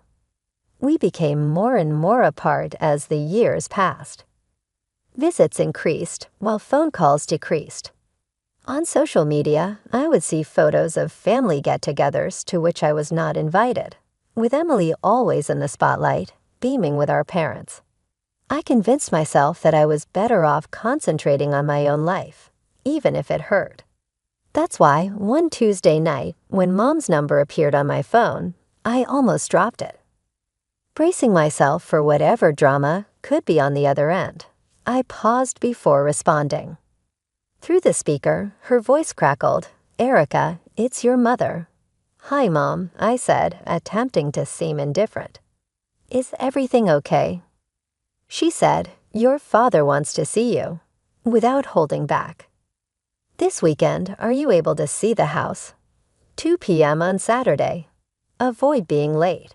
She hung up after saying that. I was experiencing a range of feelings as I gazed at my phone. Dad wanted to meet me after all this time, but what could be so important? Curiosity overcame my desire to turn down the offer in order to shield myself from the anticipated disappointment. If only to see what was happening, I would go. I inhaled deeply as I stood outside my parents' opulent house on Saturday. As a testament to my parents' achievements and a reminder of the life I will never fully fit into, the house continued to look the same. I pressed the doorbell with half the expectation and half the hope that no one would respond. My mother appeared with a veneer of courteous indifference on her face as the door flew wide. She said, "You're here," and moved aside to give me access. The living room is where everyone is. My sister Emily, her husband James, and my father, who seemed pale and drawn, were seated in the comfortable living room. There were many whispered statements and covert motives, and the mood was heated. Feeling alienated in my own family's house, I sat on the edge of an armchair. I could see how elderly Dad appeared up close. His eyes appeared sunken, and his skin was pale, almost transparent. The realization that this was more than a casual family get-together sent a shiver down my spine. Dad went on, looking around the room. "I've got something to tell you all," Dad said. "I have a terminal illness. I don't have much time left, according to the physicians." The word struck me like a punch to the body. Tears sprung from my eyes as I gasped. I liked my father even though we had a tense relationship. The idea of losing him was too painful. I gasped, "Daddy," and grabbed for his hand. With a sorrowful grin, he gave me a feeble squeeze. Emily buried her face in her husband's shoulder and sobbed dramatically. Mom's lips were squeezed into a narrow line as she sat with a stony expression. I pondered how long they had been aware of this and how long they had concealed it from me. Dad continued, "There's more," in an increasingly forceful voice. "I've made some decisions about my will." Everyone leaned in and listened carefully as the room went silent, even Emily's cries becoming quieter. "Mary," Dad added, turning to face Mom, "you'll get this city apartment." Mom gave a quick nod, as though this was to be expected. "Emily, the house will be yours." A smile pierced my sister's tears as her eyes brightened. When Dad turned to face me, I noticed a new level of resolve in his eyes. "I've made the decision to leave you my funds, Eric. The whole thing, $800,000. I had trouble breathing for a while. $800,000. I had never imagined having so much money. More than anything else, though it seemed like recognition, a means of atoning for years of being ignored. There was an unbearable quiet for a while. Then everything went haywire. Emily's face twisted in anger as she leaped to her feet. "That's unfair, Dad. These days, Erica is seldom ever included in the family. She isn't worthy of it." Mom growled, staring at me as though I had planned this. "John, you need to exclude her from the will." I sat there, stunned, as my mother and sister railed against me. Then Dad slammed his fist on the coffee table, the sound echoing through the room. "Enough," he roared, his face flushed with anger. "This is my decision, and I won't change it." Turning to Mom, his eyes blazing, he continued, "I've been under your influence for far too long, Mary. I've neglected Erica because of you, and it ends now." The room fell silent once more. I stared at my father, seeing him in a new light. For the first time in my life, he was standing up for me. Dad turned to me then, his anger melting into sorrow. "Erica, can you ever forgive me? I've been a terrible father to you." Tears streamed down my face as I moved to him, wrapping my arms around his frail frame. "I forgive you, Dad," I whispered. "I love you." We held each other for a long moment, years of hurt and misunderstanding flowing away. When we finally separated, Dad looked exhausted. "I need to rest now," he said slowly, getting to his feet. "Erica, thank you for coming." As Dad left the room, the atmosphere shifted palpably. Mom stepped forward, her face a mask of barely contained fury. "Listen here, Erica. You need to do the right thing and give up your share of the inheritance." "No," I said, my voice stronger than I felt. "I won't give it up. Dad wants me to have it, and I'm respecting his wishes." Emily's face contorted with rage as she stepped closer, her finger jabbing at my chest. "You'll regret this, Erica. Mark my words." Over the next 2 weeks, my phone buzzed constantly with messages from Mom and Emily, each one demanding I give up the inheritance. Their tone grew increasingly hostile and threatening. I ignored them all, focusing on work and my dance classes, trying to find some semblance of normalcy. Then on a gray Tuesday morning, I got the call I'd been dreading. Dad had passed away in his sleep. The funeral was a blur of black clothes and somber faces. Mom and Emily put on a show of grief, wailing dramatically and clutching each other. I noticed Emily wearing an obscenely expensive necklace and bracelet set, the diamonds catching the light as she dabbed at her dry eyes. After the service, we gathered at the house. I watched in disgust as Emily made a show of removing her jewelry, tucking it into her purse with exaggerated care. As the last of the guests trickled out, I gathered my things, eager to escape. That's when all hell broke loose. My jewelry. Emily shrieked, her hands flying to her face in mock horror. It's gone. Someone's stolen it. Mom's eyes locked onto me, her gaze accusing. Well, isn't it convenient that the only person who's been here all day is the one who stands to gain so much? I felt the blood drain from my face as I realized what was happening. They were setting me up. You can't be serious. I sputtered. I didn't take anything. Emily's husband stepped forward, his voice laced with false concern. Then you won't mind showing us what's in your purse, right, Erica? I clutched my bag tighter, my mind racing. I knew I was innocent, but something told me that wouldn't matter. No, I said firmly. I don't have to prove anything to you. Emily's husband pulled out his phone. Then you leave me no choice. I'm calling the police. As he dialed, I saw a triumphant smirk flash across Emily's face. In that moment, I realized just how far they were willing to go to get what they wanted. I stood frozen, my heart pounding, as two officers entered the house. Emily immediately launched into a tearful account of her stolen jewelry, painting herself as the grieving daughter victimized on the day of her father's funeral. Officers, Emily's husband said, his voice dripping with false concern. We have reason to believe Erica may have taken the jewelry. She's refusing to show us the contents of her purse. The older of the two officers turned to me, his face impassive. Ma'am, would you mind opening your purse for us?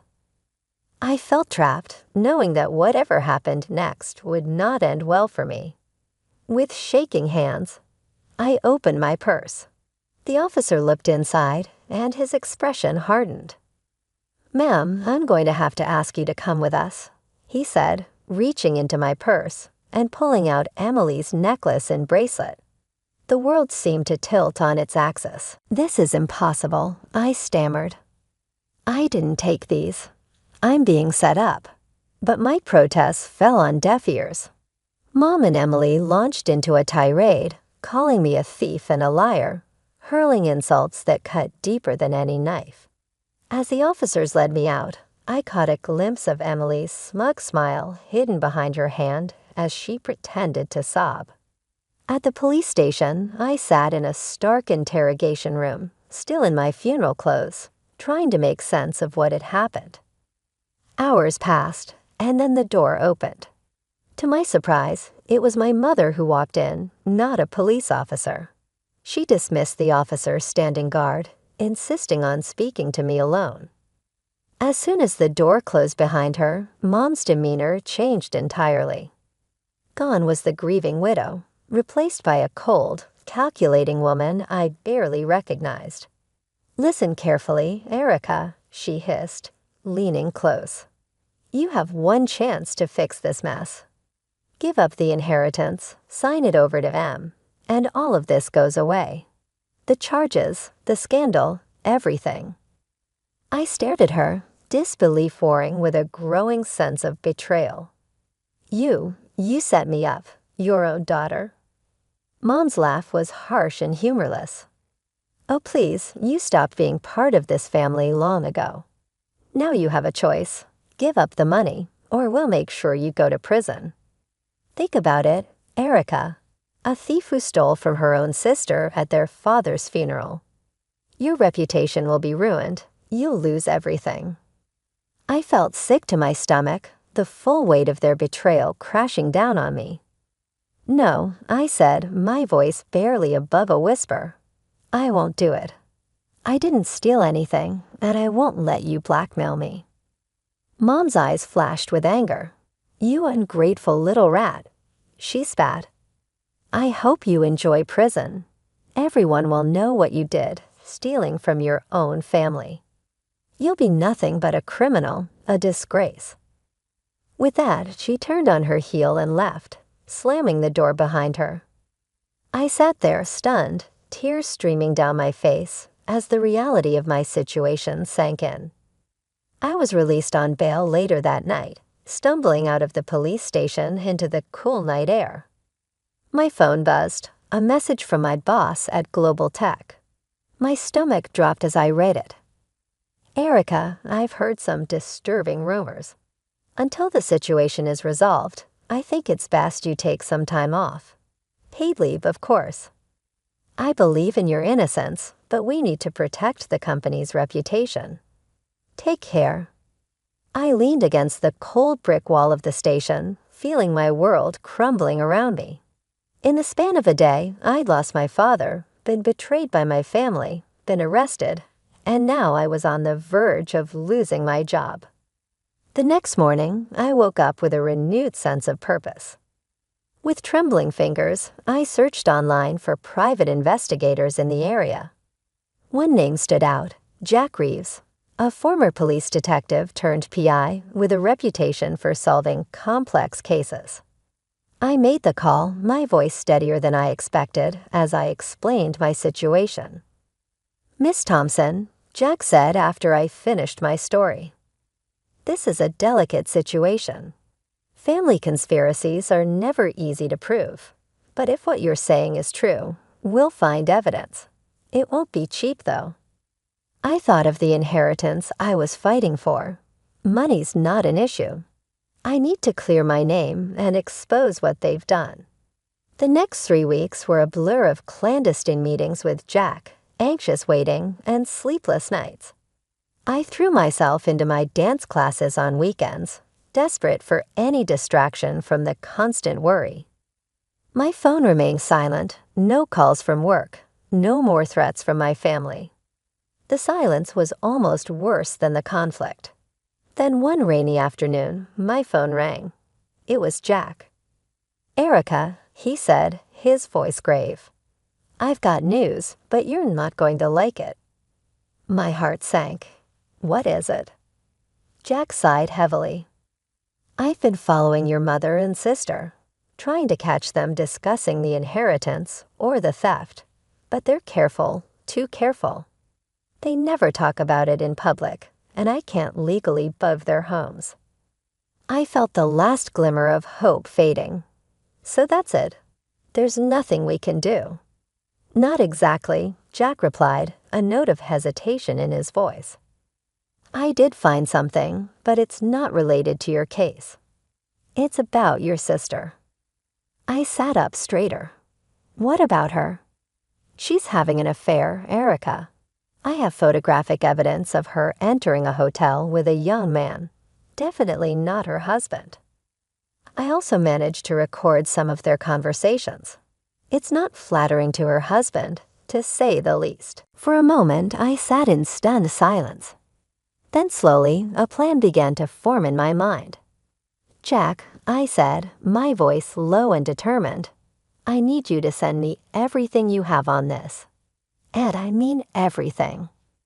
As soon as I hung up, I sprang into action. I spent the next hour poring over the photos and recordings Jack sent, my mind racing with possibilities. Finally, I made a decision. I selected the most stunning photo, my sister entering the hotel with her young lover, and sent it to her husband's phone with a simple message. "Interested in knowing what happened next. Meet me at Cafe Luna tomorrow at 2:00 p.m. The next day, I arrived at the cafe early, my nerves on edge. At exactly 2:00 p.m., Emily's husband walked in, his face a mask of barely contained fury and curiosity. "What's this about, Erica?" he demanded as he sat down across from me. I took a deep breath. "I think you know, James, but what you've seen is just the tip of the iceberg." Over the next hour, I laid out everything I had.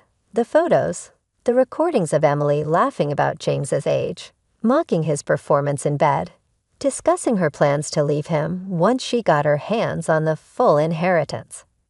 James sat in stunned silence, his face growing paler with each revelation. When I finished, he looked up at me, his eyes blazing with a mixture of pain and rage. "What do you want?" he asked, his voice hoarse. I leaned forward. "I want justice, James, and I think you do too. Help me prove that they framed me, and we can both get what we deserve." A few days after my meeting with James, my phone buzzed with a message. It was from him, containing several audio files. My heart raced as I pressed play on the first one. Emily's voice filled the air. "Can you believe how easy it was to plant that jewelry in Erica's purse?" My mother's laughter followed. I know the look on her face when the police found it was priceless. Well, she'll have no choice but to give it up now. I listened to file after file, each one filled with their callous plotting and cruel laughter. A mix of vindication and disgust washed over me. Finally, I had the proof I needed. The day of the will reading arrived quickly. I entered the notary's office, my stomach in knots, but my resolve firm. Mom and Emily were already there, shooting me smug looks. James sat quietly in the corner, giving me an almost imperceptible nod. The notary, a thin man with wire-rimmed glasses, cleared his throat. "Let's begin," he said, unfolding the document before him. He read through the will, detailing the distribution of assets, just as Dad had explained that day at the house. As he finished, I stood up. "If I may," I said, my voice steadier than I felt. "There's something I need to address before we conclude." Mom's eyes lit up, and she nodded approvingly. "I'm glad you've finally come to your senses, Erica. I knew you'd make the right decision and give up the inheritance." Mom and Emily exchanged triumphant glances, their faces beaming with anticipation, but I was about to disappoint them. "I'm afraid you've misunderstood," I said, pulling out my phone. "I think you'll all want to hear this." I pressed play, and the room filled with their voices, gleefully discussing how they had framed me for theft. As the recording played, I watched the color drain from their faces. Emily let out a strangled gasp, while Mom sat rigid, her lips pressed into a thin line. When it ended, chaos erupted. "You lying scum," Emily screeched, lunging towards me. "How dare you?" Mom hissed, her composure cracking. "You ungrateful skemming." I recorded those conversations. James suddenly spoke up, his voice cutting through the commotion. The room descended into madness. Emily was screaming at James, Mom was hurling insults at me, and I stood there, watching it all unfold. Silence. The notary's voice boomed, startling us all into quiet. "This is a legal proceeding, not a circus. Everyone will calm down this instant, or I'll have you all removed." As the notary's words echoed through the room, a heavy silence fell. It was broken by James, who stood up abruptly, his face a mask of barely contained fury. "Since we're airing dirty, I have something to add." He reached into his jacket and pulled out a photograph, slapping it down on the table in front of Emily. Emily's face drained of color as she stared at the image. It showed her entering a hotel with a man who was decidedly not her husband. "I know everything, Emily." "James, that your affair, your lies, all of it. I'm filing for divorce, and thanks to our prenuptial agreement, you won't see a penny. You'll be paying me compensation for your infidelity." Emily's mouth opened and closed like a fish out of water, no words coming out. Mom looked between Emily and James, her expression a mix of shock and dawning horror as she realized their carefully constructed world was crumbling around them. Suddenly, the door to the notary's office swung open. 2 police officers walked in, their faces stern. Mary and Emily Thompson, one of them asked, though it was clear he already knew who they were. Mom and Emily looked up, tears streaking their faces. "You're under arrest for false accusations of theft and attempted blackmail," the officer continued. "You have the right to remain silent." Anything you say can and will be used against you in a court of law. As the police read them their rights and handcuff them, I watched with a mixture of satisfaction and sadness. This was justice, but it was also the final nail in the coffin of our family relationship. I walked out of the office behind the police, watching as they put Mom and Emily into separate patrol cars. As the sirens faded into the distance, I felt a weight lift off my shoulders. It was over. Taking out my phone, I dialed a familiar number. Erica. My boss's voice came through, sounding concerned. Is everything all right? Better than all right, I replied, a smile in my voice. I can explain everything now. The accusations against me were false, and I have proof. I gave him a brief rundown of what had happened.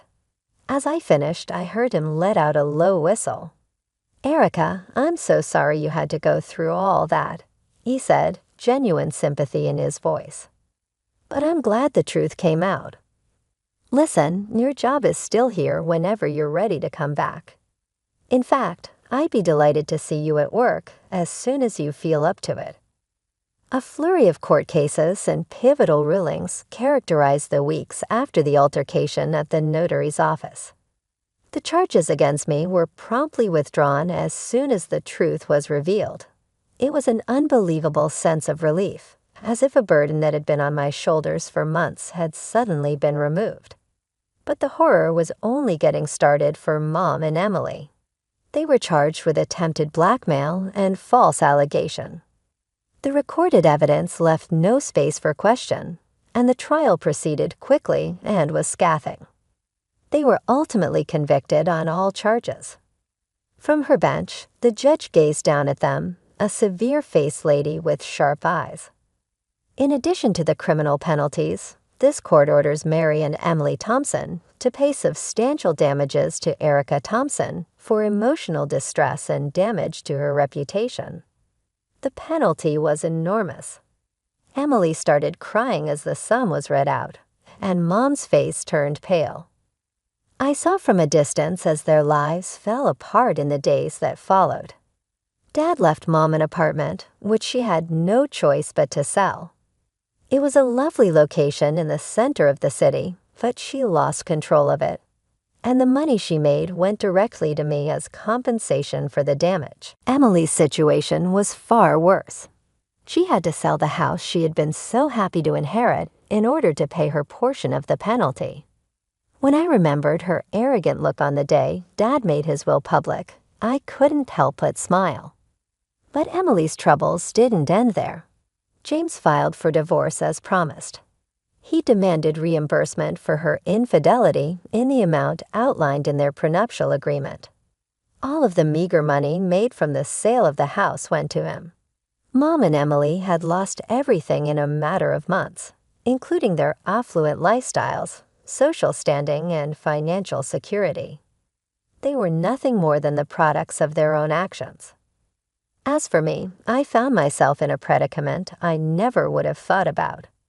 My dad's gift, along with the damages I got from Mom and Emily, left me with more money than I knew what to do. After much consideration, I chose to buy a gorgeous apartment in a quiet section of the city. It had every feature I could have wanted in a home. It was spacious, bright, and most importantly, mine. With the rest of the money, I invested well. After spending hours researching and consulting with financial professionals, I made informed decisions. My goal was to provide a steady income for many years to come, giving me the stability I had always wanted. As I stood in my new apartment, looking out over the city skyline, I couldn't help but reflect on the stormy journey that had brought me here. The pain, the betrayal, the fight for justice. This was the culmination of it all. I thought of Mom and Emily, who are now struggling financially. Although I felt sorry for them, I also understood that they were coping with the consequences of their own choices. They had tried to take everything away from me, and in the end, they had also lost everything. A message buzzed through my phone, confirming that I would be going back to work the next week. I smiled, looking forward to getting back to my new routine. "Laundry," he said in a tremulous, irate tone.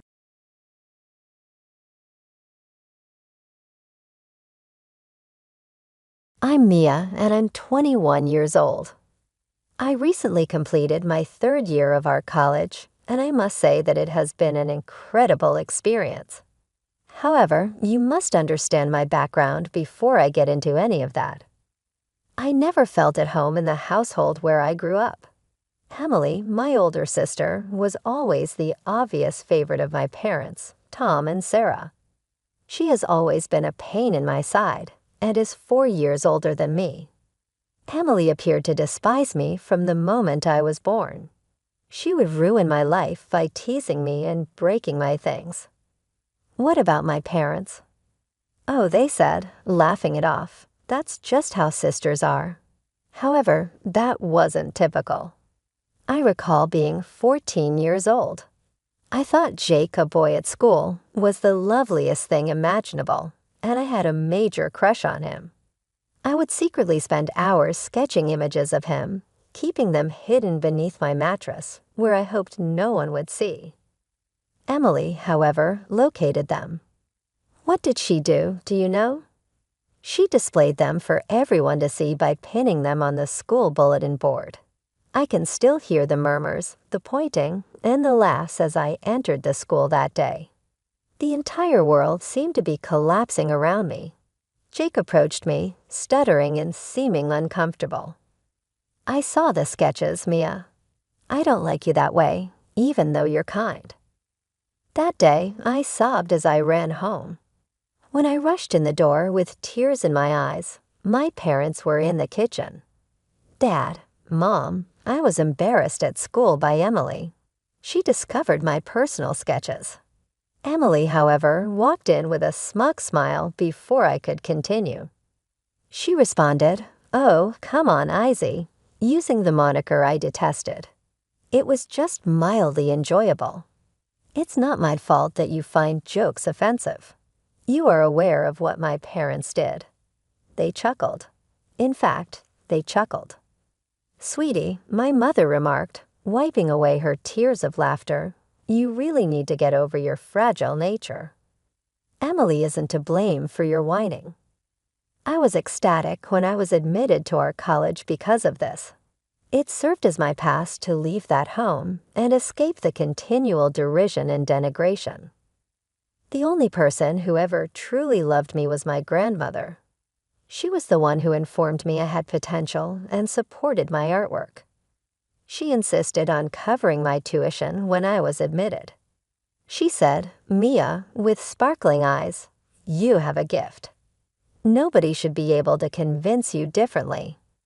I'll see to it that you receive the education you are due." She covered all of my bills for 3 years, including my tuition, supplies, and even a little more for living expenses. However, she became ill just before my last year. I recall holding her weak hand while I sat by her bedside.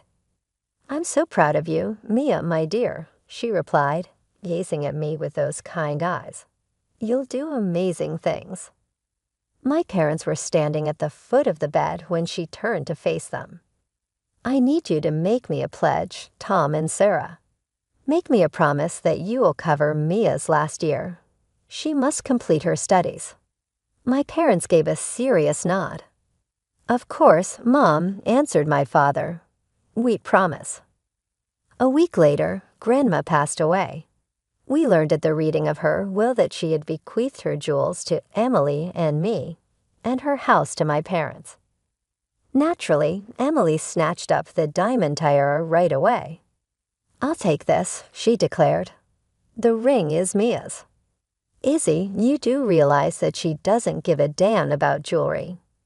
She was correct, so I didn't protest. I grabbed the diamond ring and placed it in a bank safety deposit box because I wasn't too fond of jewels.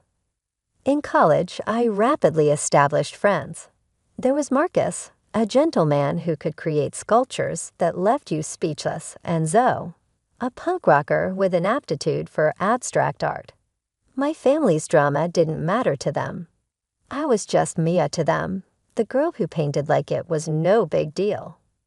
Using the moniker I really loved, Zoe stated one day, "Hey Bella, there's a tattoo parlor downtown looking for someone to draw designs. You ought to submit an application." My parents would freak out if they found out that I worked at a tattoo business, so I was first apprehensive. However, I reasoned that I shouldn't give a damn about their opinions. I applied, and I was surprised to get hired. After looking over my portfolio, the owner, Mike, a muscular man with more ink than flesh, declared, "You're hired, kid." I was making my own money for the first time in my life. I had it, even if it wasn't much. Emily's scornful voice could already be heard when I told my parents and Emily about it. "Oh, little Izzy's drawing pictures for thugs now. How adorable." I was a good fit for college life. Determining to make my grandma pleased, I immersed myself into my studies. My work was well received by my lecturers, and I even took home a few of modest prizes. More significantly, though, I was content. The years flew by, and before I knew it, I was finishing up my third year. As the summer break approached, a familiar dread settled in my stomach. I had to go home. I opened the door and stepped into chaos. The living room was full of people, all bustling about with excitement. In the center of it all stood Emily, beaming as she held up a white dress. My mother noticed me first. "Oh, Mia," she said, her smile faltering slightly. "You're home. We weren't expecting you so soon." I stood there, stunned. Emily's getting married. When did this happen? Emily turned to me, her smile turning into a smirk. "Oh, didn't anyone tell you? I guess we've all been so busy with the preparations, it must have slipped our minds." I felt like I'd been punched in the gut. My own sister was getting married, and no one had even bothered to tell me. "Who's the lucky guy?" I managed to ask, trying to keep my voice steady. "This is Richard," Emily said, pulling forward a tall, handsome man I hadn't noticed before. "Isn't he dreamy?" Richard gave me a polite smile and extended his hand. "Nice to meet you, Mia. I've heard so much about you." I shook his hand, wondering what exactly he heard, knowing Emily probably nothing good. The next morning, I woke up to the sound of excited chatter downstairs. Emily was holding court at the breakfast table, surrounded by our parents and a couple of her bridesmaids. As I listened to their conversation, I learned that Emily had broken up with her previous boyfriend at our parents' insistence. Apparently, he'd been mixed up with some dangerous crowd. "Thank God you listened to us, sweetie," Mom said, patting Emily's hand. "Richard is such a better match for you, and his family is so well off." I couldn't help but roll my eyes. Of course, that's what they cared about. "Speaking of Richard," Emily said, turning to me with a smirk, "he's taking me out to dinner tonight." Not that you'd know anything about that, right? Is Izzy still haven't found a boyfriend? They all laughed, and I gripped my coffee mug tighter, willing myself not to cry. Some things never change.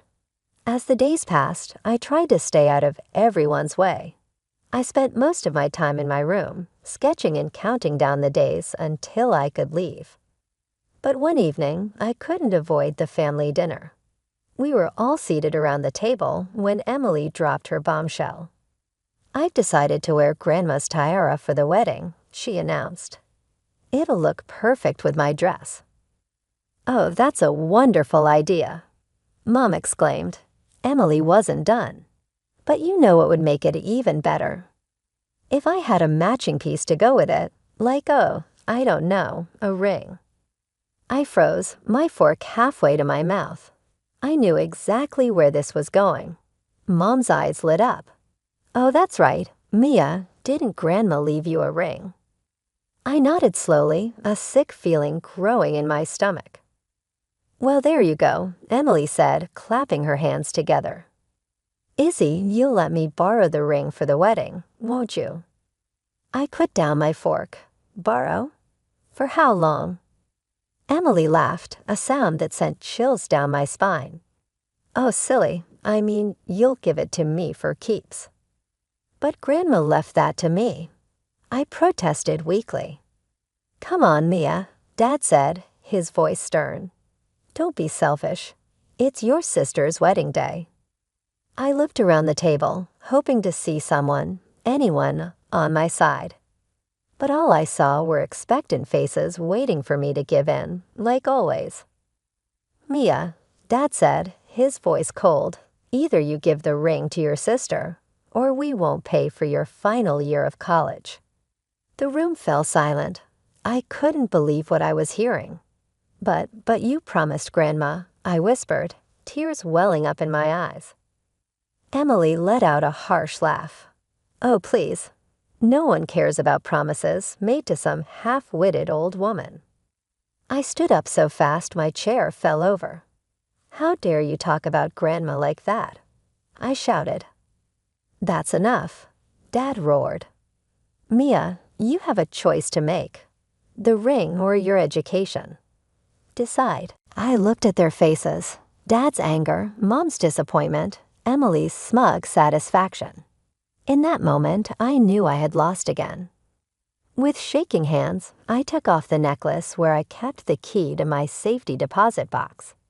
I handed it to Emily. The morning after the ring incident, I cornered Emily in the kitchen.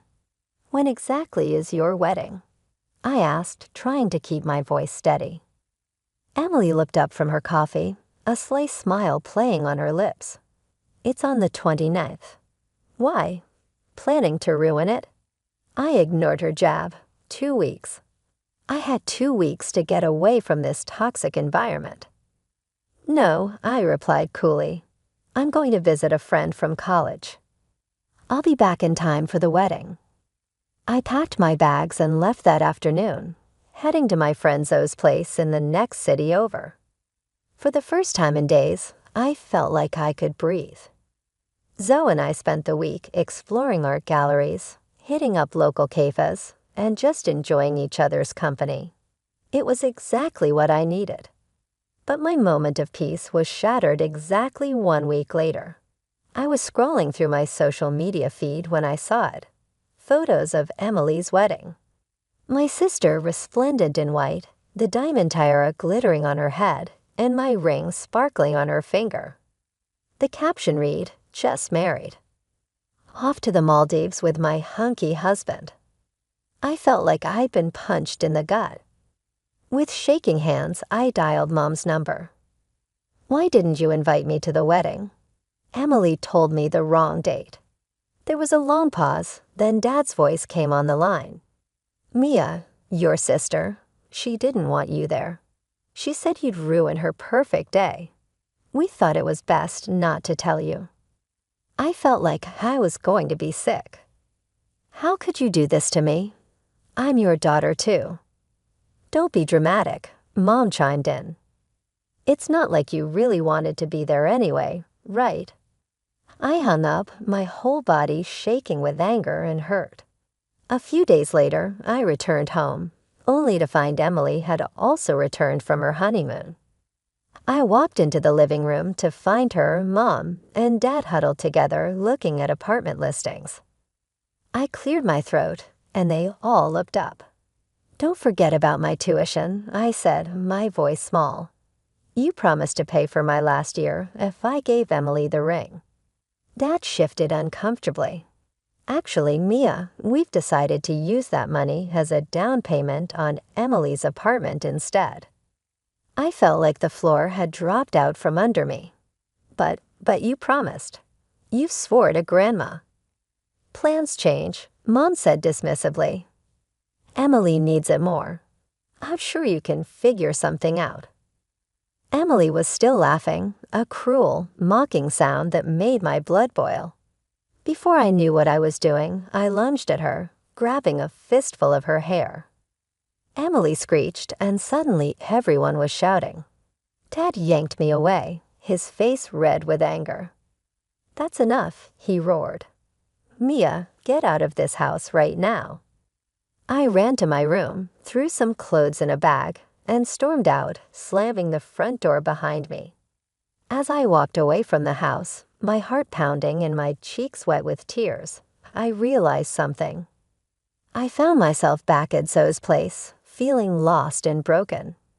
For days, I barely left her guest room, alternating between crying and staring blankly at the walls. Zoe tried her best to comfort me, but I was inconsolable. A week passed in this haze of despair. Then one morning, as I listlessly checked my email, I saw a message that made my heart stop. Congratulations! You are the winner of the annual art school competition. Your prize includes a full scholarship for your final year of studies. I read the email 3 times, not believing my eyes. Then I let out a scream that brought Zoe running. I thrust my phone at her, happy tears streaming down my face. I won a scholarship. I can finish school. Zoe's eyes widened as she read the email. Then she pulled me into a bone-crushing hug. Oh my God, Bella. This is amazing. For the first time in weeks, I felt a glimmer of hope. I could finish my degree without my parents' help. I could make my own way. When the new semester started, I threw myself into my studies with renewed vigor. Between my classes and my part-time job at the tattoo parlor, I barely had time to think about my family drama. Months passed, and I slowly started to heal. One day, I was hanging out with my classmate Jake, who worked part-time at a local pawn shop. We were chatting about our day when he mentioned something that caught my attention. "You won't believe what happened during my shift today," he said. "This girl came in with the most beautiful diamond necklace and ring I've ever seen. Must have been worth a fortune." My heart skipped a beat. "What did she look like?" I asked, trying to keep my voice casual. Jake described a woman who sounded exactly like Emily. "Can you draw the jewelry for me?" I asked, my hands shaking slightly. Jake looked confused but complied. As I watched him sketch, my suspicions were confirmed. The necklace was the one Emily had always bragged about, and the ring. It was my grandmother's ring. "Jake," I said, my mouth dry, "is there any way you could get me the security footage from the pawn shop?" Jake must have seen the desperation in my eyes because he finally nodded. "Okay, I'll see what I can do." A few days later, Jake handed me a USB drive. "Here," he said, "but you didn't get this from me, okay?" I nodded gratefully and rushed back to my dorm room. With trembling hands, I plugged in the drive and opened the video file. There was Emily, clear as day, handing over the jewelry. But what made my jaw drop was what happened next. As she turned to leave, a man entered the frame. Emily threw her arms around him, kissing him passionately. It wasn't Richard. I leaned closer to the screen, my heart pounding as the man turned slightly. I gasped. I recognized him. It was Emily's ex-boyfriend, the one our parents had made her break up with because of his criminal connections. I sat back, my mind reeling. Emily had pawned her precious jewelry, including my grandmother's ring, and was apparently cheating on her husband with her criminal ex-boyfriend. Part of me wanted to immediately send this video to my parents, to Richard, to everyone who had ever believed Emily's lies. But another part of me hesitated. This was big, too big to act on impulsively. Months passed, and I thought I'd put my family drama behind me. Then, out of the blue, my phone rang. It was my Aunt Lisa, my mom's sister. "Mia, darling, I have wonderful news," she chirped, her voice bubbling with excitement. "Your sister is pregnant. Can you believe it? They're having a big announcement party next week. Isn't it exciting?" My heart sank. Of course, another family event I hadn't been invited to. "That's great, Aunt Lisa. Thanks for letting me know." After hanging up, I sat on my bed, conflicted. Part of me wanted to ignore it, to continue cutting ties with my toxic family.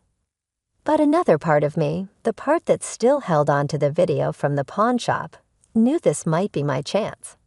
I found myself standing outside my parents' house. Cars lined the street, and I could hear laughter and chatter from inside. Taking a deep breath, I walked up to the front door and rang the bell. Mom opened the door, her smile instantly fading when she saw me. "Mia, what are you doing here?" Pushing past her, I walked into the living room. The chatter died down as people noticed me. Emily, standing in the center of the room with Richard, looked like she'd seen a ghost. "What is she doing here?" Emily hissed. Dad's voice boomed through the room. "Mia, get out of this house immediately. You're not welcome here." Confused murmurs rippled through the guests. I saw Richard's parents exchange worried glances. Mom, always one for saving face, plastered on a fake smile. "I'm so sorry, everyone. We've had to distance ourselves from Mia.